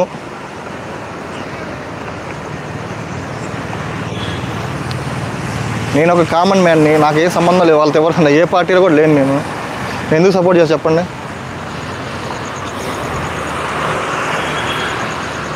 Everybody has their own politics about the truth will remain. మన దేశాన్ని చాలా కంట్రీస్ గౌరవిస్తాయి. ఇక్కడ గౌరవం గురించి మాట్లాడలేదండి, గౌరవం గురించి ఎవరు ఇక్కడ మాట్లాడలేదండి. మనకంటే చిన్న దేశాలైనటువంటి సింగపూర్ కానివ్వండి, థాయిలాండ్ కానివ్వండి, జపాన్ కానివ్వండి, జర్మనీ కానివ్వండి, ఫ్రెంచ్ కానివ్వండి, యూకే కానివ్వండి, ఇవన్నీ కూడా ఎంత డెవలప్ అయ్యాయండి. మనం ఎందుకు కాదు ఇంత పెద్ద కల్చర్ అయి ఉండి, ఇంత పెద్ద రిసోర్సులు ఉండి కూడా ఎందుకు మనం అవ్వలేకపోతున్నాం? ఎందుకంటే మన దేశంలో అన్ని వ్యవస్థలు భ్రష్టు పట్టించారండి. అది కాంగ్రెస్ గవర్నమెంట్ అయినా కావచ్చు, బీజేపీ గవర్నమెంట్ అయినా కావచ్చు. ఎందుకంటే 1995 నుంచి కూడా ఒక 5 years బీజేపీ వాళ్ళు ఏలేరు కదా. అన్నీ కలిసి చెప్తున్నా, మన దేశంలో ప్రతి వ్యవస్థ భ్రష్టు. లంచం లేనిదే మన ఇండియాలో ఏదైనా జరుగుతుందండి? ఒక ఎలక్ట్రిసిటీ బోర్డు మీటర్ తీసుకోవాలంటే లంచం, అవునా కదా? ఇవన్నీ మన ఠాగూర్ సినిమాలు చూసి విన్నామండి. అవన్నీ నిజమేనండి. ఊరికే రెవెన్యూ డిపార్ట్మెంట్ పోతే ఇప్పుడు డ్రైవింగ్ లైసెన్స్ అనేది ఎవడన్నా లంచం ఇవ్వకుండా ఎవడైనా సరే డ్రైవింగ్ లైసెన్స్ ఎంత పర్సంటేజ్ మంది తీసుకుంటారండి ఇండియాలో? అదే యూఎస్ఏలో జరుగుతుంది అలాగా, జర్మనీలో అలా ఉంటుందా? ఎంత స్ట్రిక్ట్గా ఉంటారండి. మనం మాత్రం ప్రతి ఒక్కడికి లంచం ఇస్తాం, ప్రతి ఒక్కడికి ఇది ఇస్తాం.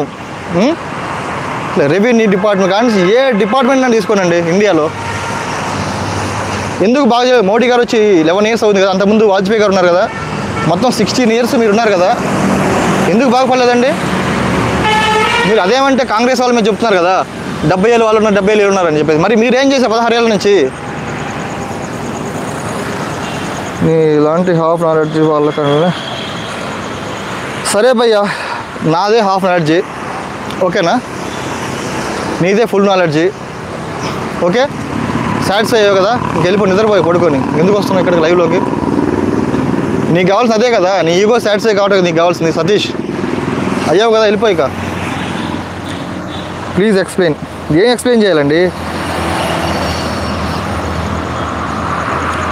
Worst PMF Nehru.